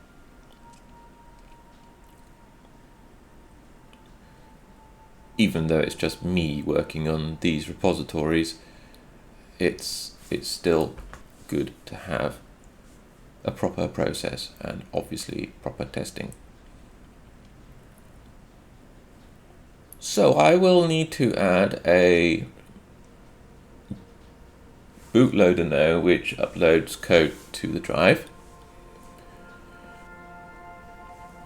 Now, previously, quite a long time ago now, I wrote a nice fast load for, what was it, Berserk. There we go, it's the Berserk disk menu. It quite handily, usefully, uploads drive code and then loads the game data file and then runs it. It's even got little raster bar color cycling stuff and things like that. I don't think I need all of that, but it would be useful to reuse this disk fast load now. This is not a 2-bit protocol. It does have the option, I did add it much later, to have an option of using a 2-bit ATN based protocol, but I'm not going to use that. I'm going to use the more standard way of having a fast load, which doesn't twiddle the ATN all the time to signal to the drive when you're ready, because it's not compatible with other drives being plugged in and stuff like that. So I'm going to use the more standard serial, but much faster than kernel serial transfer code. So yeah, this Berserk loader code runs Berserk, but I'm just gonna. So the Berserk code loads the game data file from the disk. Remember that I've called the compressed game, right? Oh, again, VA is not set up. Therefore, there's no disk. Set BA. Run that again now.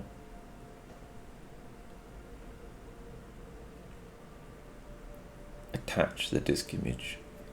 Offline shack. I'm just checking to make sure that the drive code loading and everything else like that copes with the game data file. I'm pretty sure it does, right? it wants to start at 8A00, which is not correct. It should be starting at 2061. Berserk code started at 8A00. Strange start address, I know, but there we go. There we go. Now, the disk, now this version of the fast load code, if it detects ATN being asserted, which is what the kernel routines do, it drops back and returns back to the standard disk ROM and allows it to handle the kernel messages. So what this should do is that it should use the fast load for the game, and then it should use the kernel load for the level data files. So I want to take a copy of the Berserk disk menu, which uploads the drive code, and then customize it for Flying Shack. I don't want to have the option of using kernel or fast load. I just want it to upload the drive code, load the game, run the game with the drive code left in memory. That's all I want.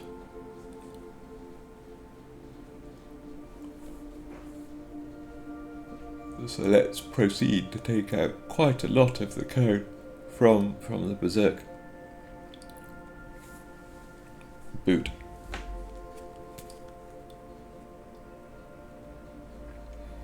There we go, the code built in its new place in a completely different directory. So adding that to the build batch file.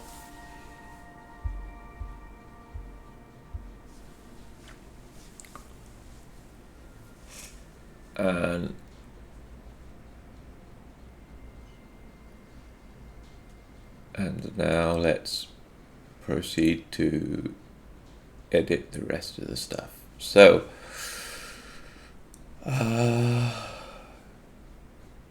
yeah, okay.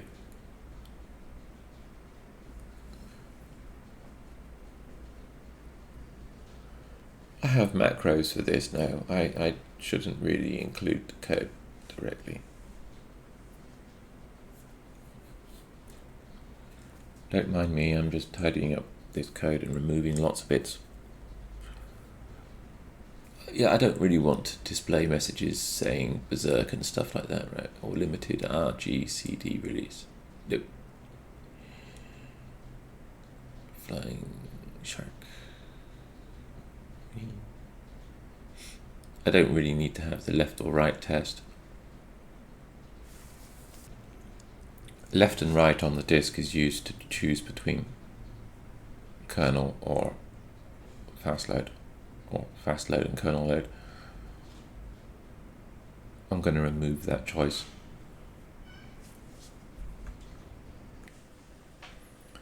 So let's remove the things which we don't need. I also don't need this. There is a macro for this too. So let's get rid of that. Put the macro in the place of that. Don't need the color counter because we're not going to have raster bars. Oh look, it detects joystick either A or B, port 1 or port 2, interesting.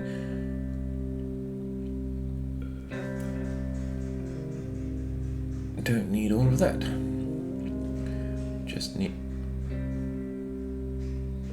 Yeah, how many clear screens do I have? Oh, because there were two different screens. One with inverse video raster bars and then one without. Yeah, don't need that anymore. Don't need that. Don't need that.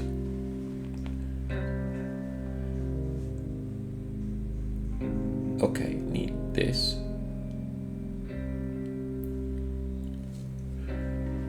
I think we'll keep the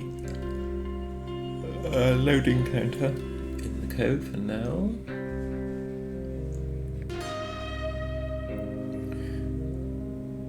because VA was not initialized in 0-page again, because it was a PRG file not loaded from the disk.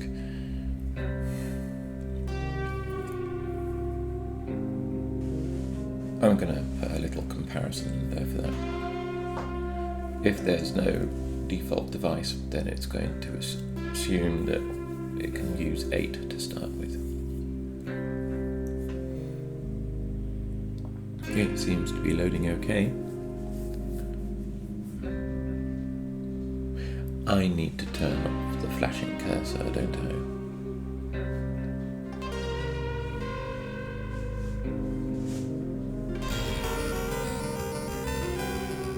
Apart from that, it seems to be okay.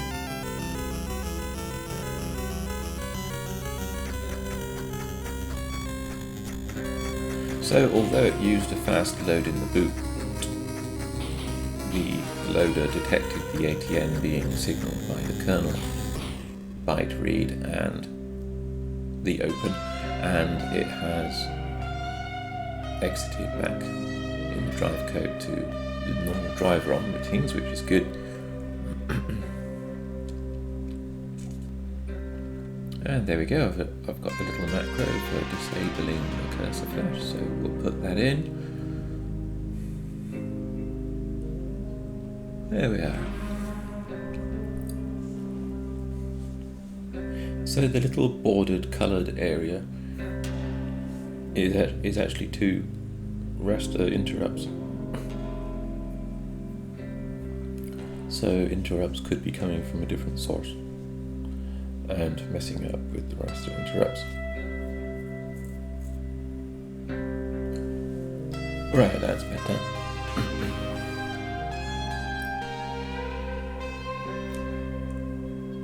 And there we go. So now we have a fast load loading the compressed game code at the beginning. We can add that to the build file, the build patch file.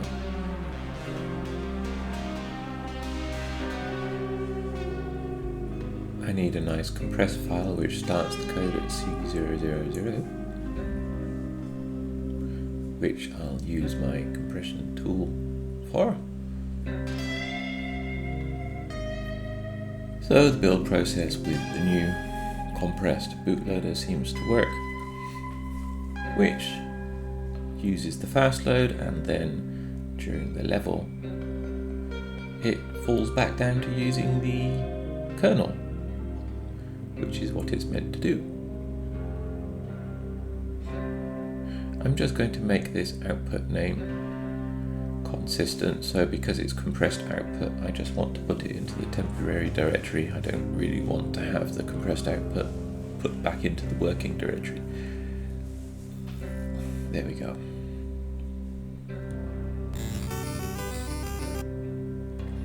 So anyway, that was now working, which is a good positive step in the right direction. So I noticed that the loading countdown was not correct, and that's because the countdown was used for Berserk, which had a much larger file, of course. The stop key check was actually to update the loading counter if it was using the kernel loader, which we are not now using, so I think we can get rid of the stop key check. So the kernel loader every now and again will run the stop key check vector, and it will run the code there. So it was claiming that and then using that to update the counter on the screen, which was quite a nice little useful little hack, because there weren't any other interrupts running or anything else like that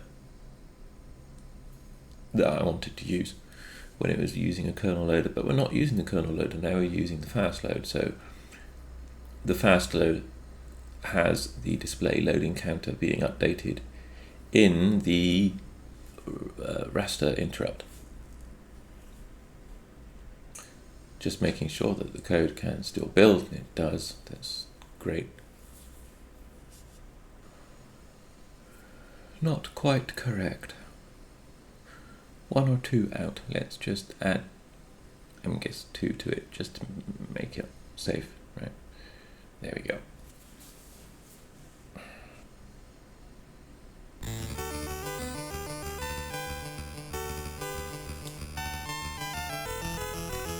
And there we go, that works quite nicely.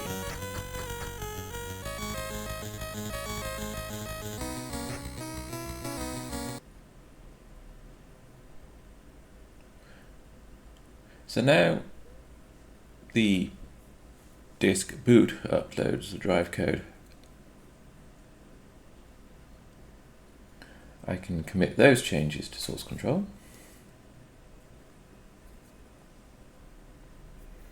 I want to ignore these files, they're output files.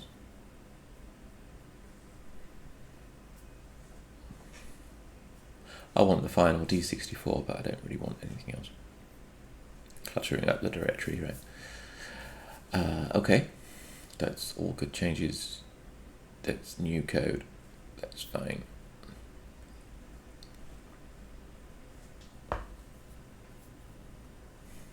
Now, to use the fast load while decompressing data needs some small changes to this, I think. So we don't need to use the kernel routine anymore. We'll temporarily comment out that code.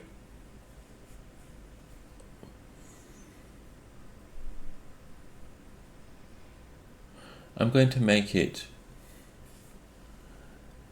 an optional piece of code to include. I want to include the IRQ disk code, but only the Commodore 64 side of things. I don't want drive code being sent because we don't have that much memory space within the game code to re-upload the drive code and things like that. So I'm going to remove all of the extra code. We know that we're targeting a Commodore 64. I don't need to include all of this stuff.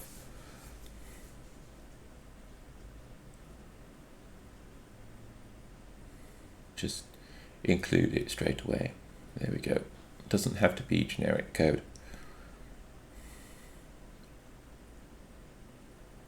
Don't need the drive code includes. Things like the LEDs and stuff like that are handled obviously by the drive code itself. So don't want that. All I want, actually,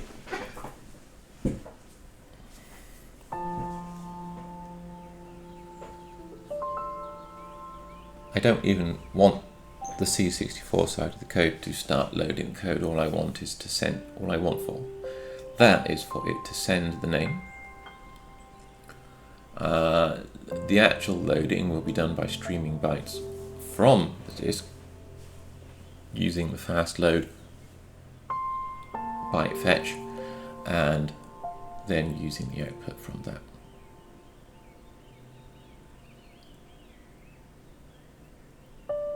So I just need to start the load and tell it to just send the name. That's the byte receive.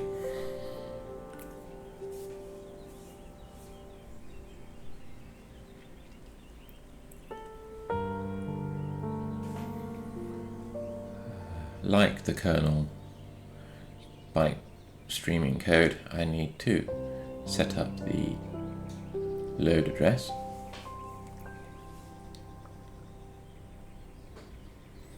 So let's set that up to be enable kernel load, and because we're working on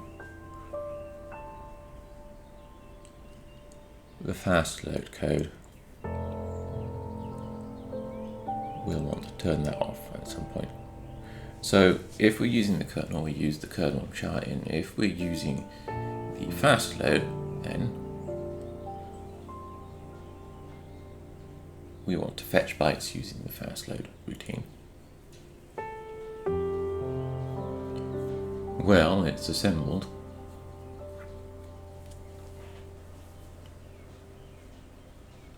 You spot the crazy typo.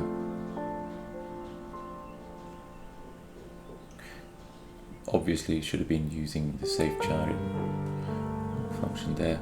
I have a feeling that when I was editing the code, I edited it slightly incorrectly and undid a change which was very much needed.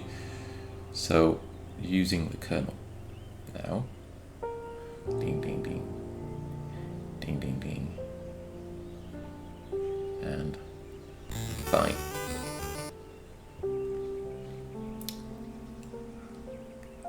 Yeah, so the kernel still works.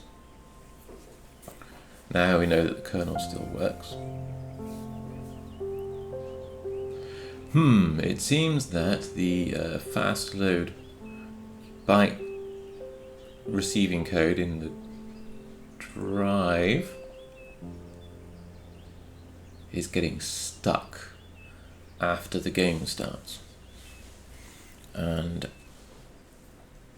the only reason why it will be getting stuck is because the game has sent some spurious data over the serial port.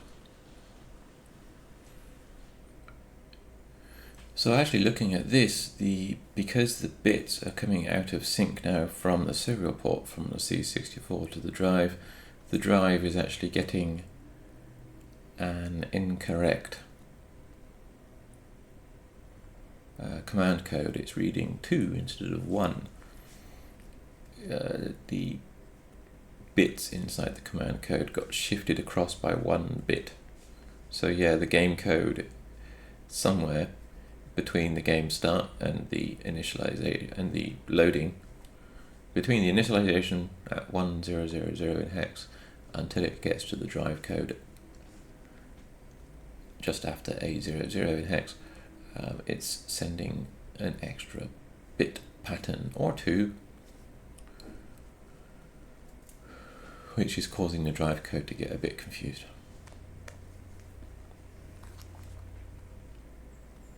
That was not causing the problem that we were seeing just now, but it would have caused a problem later on. It was going back to the full load routine instead of actually doing a receive byte at the computer side, which was ever so slightly wrong. So at this point I'm thinking, because the drive code is getting out of sync because of spurious bits coming from somewhere in the game code, I am going to send a new memory execute command. I'm not going to upload the full drive code. What I am going to do is that I'm going to reset the drive and tell it to start executing the drive code that's already in memory.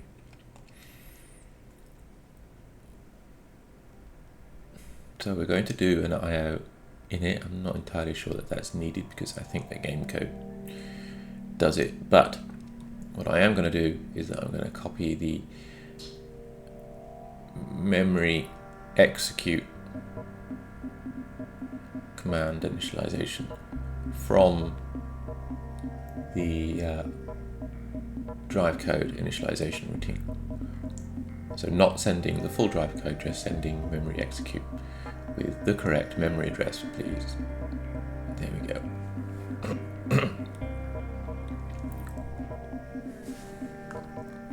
Now the memory execute, because it's a kernel serial write, it should reset the drive and it should send the drive back to executing and waiting for kernel commands, because we know that the kernel load works, for example. So we'll do that.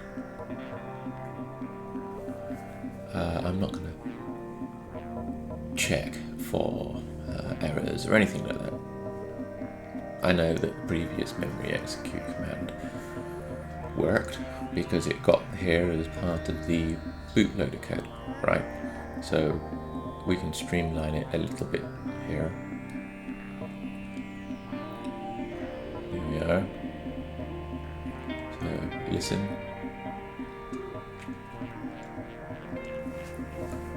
Second and blah blah blah blah blah.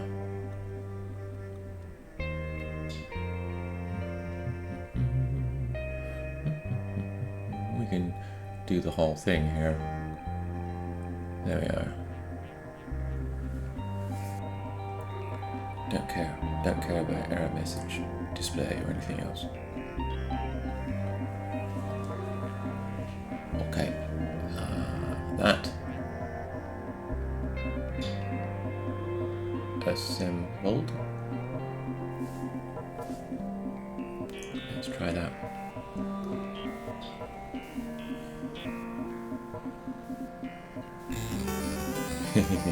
Something didn't quite load.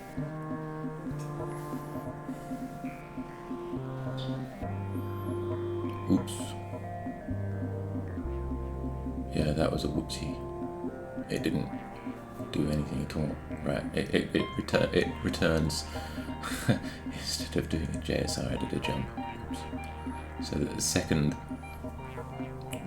kernel function actually just returned back to the game and didn't do anything at all. Lovely.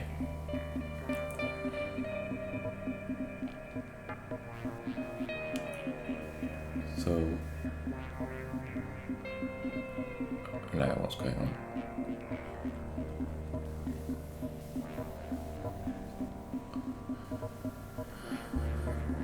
Okay. And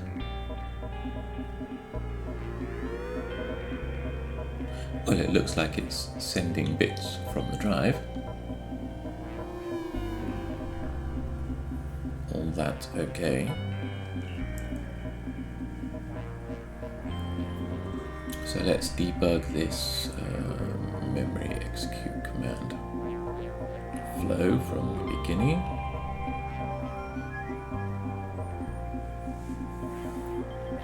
In the replacement loader that is trying to use the fast load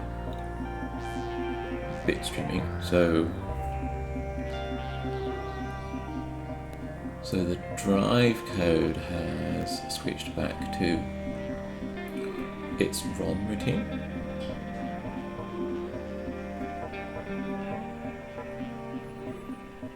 I expect the memory execute to tell the drive to start executing code 500 in hex again. So let's put the breakpoint for that, see what we get.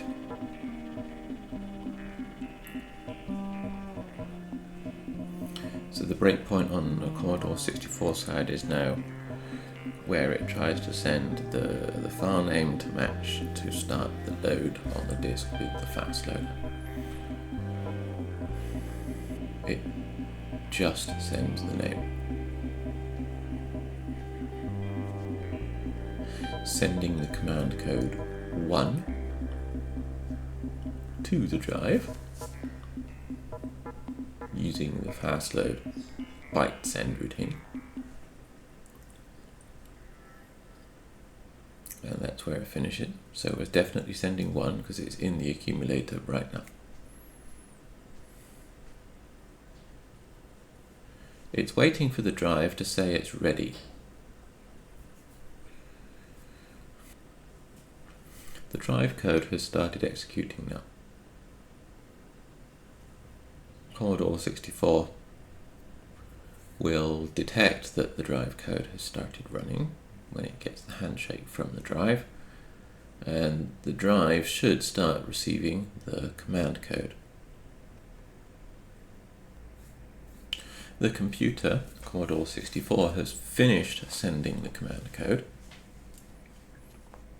and the drive has received the command code, correct command code now, which is 1, which is great. It means that the kernel reset and the memory execute from the C64 sent to the drive has rectified the situation of the drive receiving the wrong bits. Good. The drive has received 2, which indicates that the file name is 2 characters long, or 2 bytes long. Also good. the C64 has just finished sending the next byte for the file name. The drive has just received the byte for the file name. Also very good. And it has received the drive has received the second byte for the file name. Also very good. Now the C64 is receiving. It has received 40. That looks good. I think that's the second byte of the stream, right? So the C64 looks like it's receiving the correct data. Oh gosh, why on earth did that come back again?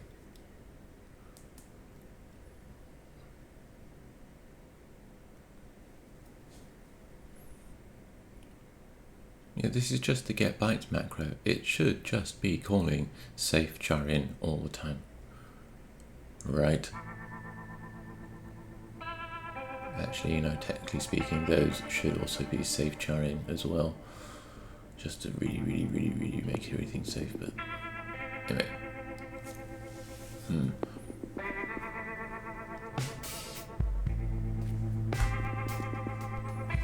So let's run it again now, see what we get. I'm enabled in warp mode, by the way, it doesn't actually load quickly.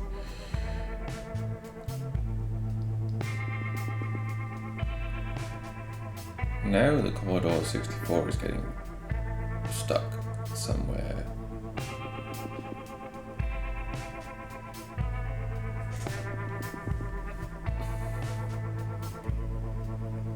It's getting stuck there.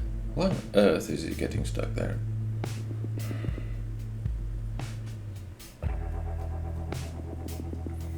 Okay, well, let's save a bit of memory first in the C64 loader replacement code by disabling some of the other features which I'm not using. I'm not using save or LED light pulsing. So I thought, let's try and remove the overhead of doing too many memory executes.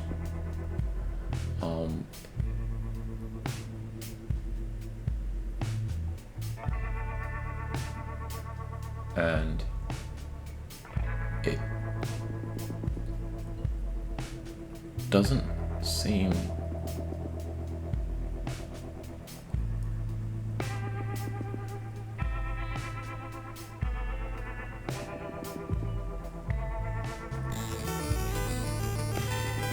doesn't seem to be happy about that.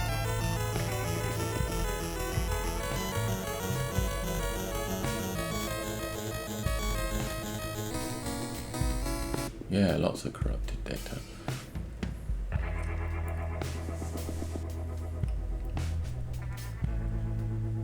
I think it's going to be safer to always reset the drive and tell it to execute the drive code before trying to load every file, because I think it will completely mitigate the nasty pulses or the nasty serial data pulses coming from the game code.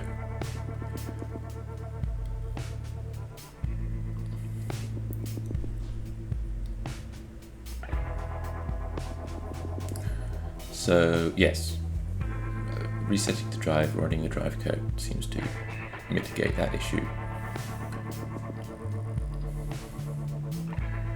As well as adhering to the protocol of the drive code itself and actually reading the last byte. The last byte is a control byte character, if you like, which signals that it's reached the end of the data stream. So that one needs also needs to be read. Otherwise the drive gets a bit confused that the C64 hasn't read that one. And there we go. So that is called decompression while streaming bytes from the drive using the fast load. So there's a little bit of fast load drive code running on the drive. And the C64 decompresses data while loading using them, which is rather nice, isn't it? So I'm just checking that the kernel load still works. Should do. Haven't really been touching that code.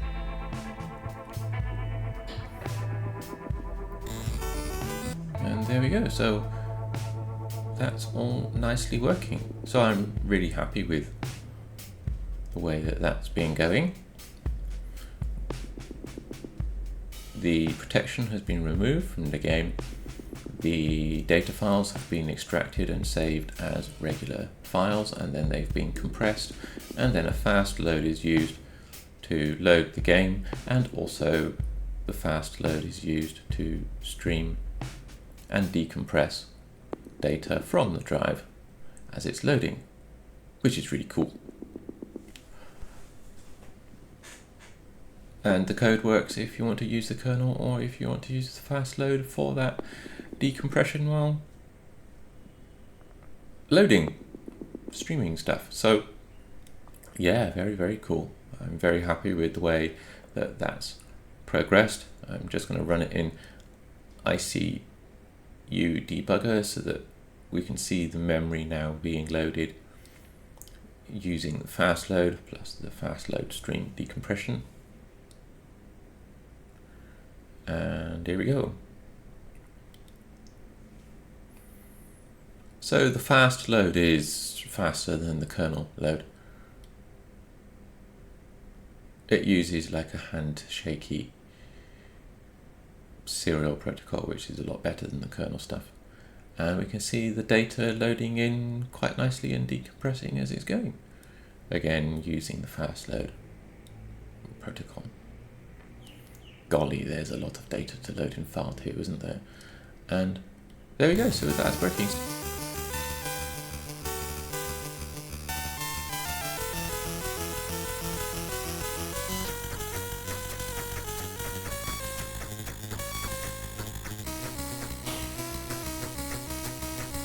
What I will do is that I will put all of this code in the GitHub repository, and I'll add a link in the video description below so you can access that, since, you know, it's nice to share this kind of information. I'm really happy that all of the objectives for this have been met. So yes, just doing one last little code review check before I do the final commit to source control,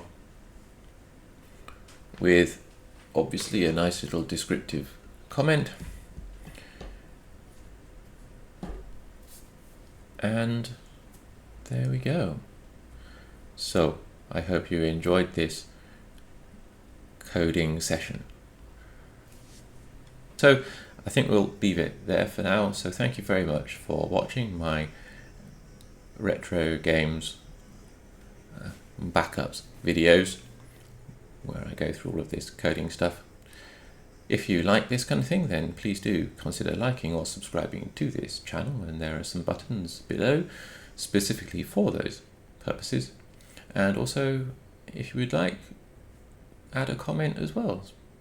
Let me know what you think. Take care, have a great day, wherever you are.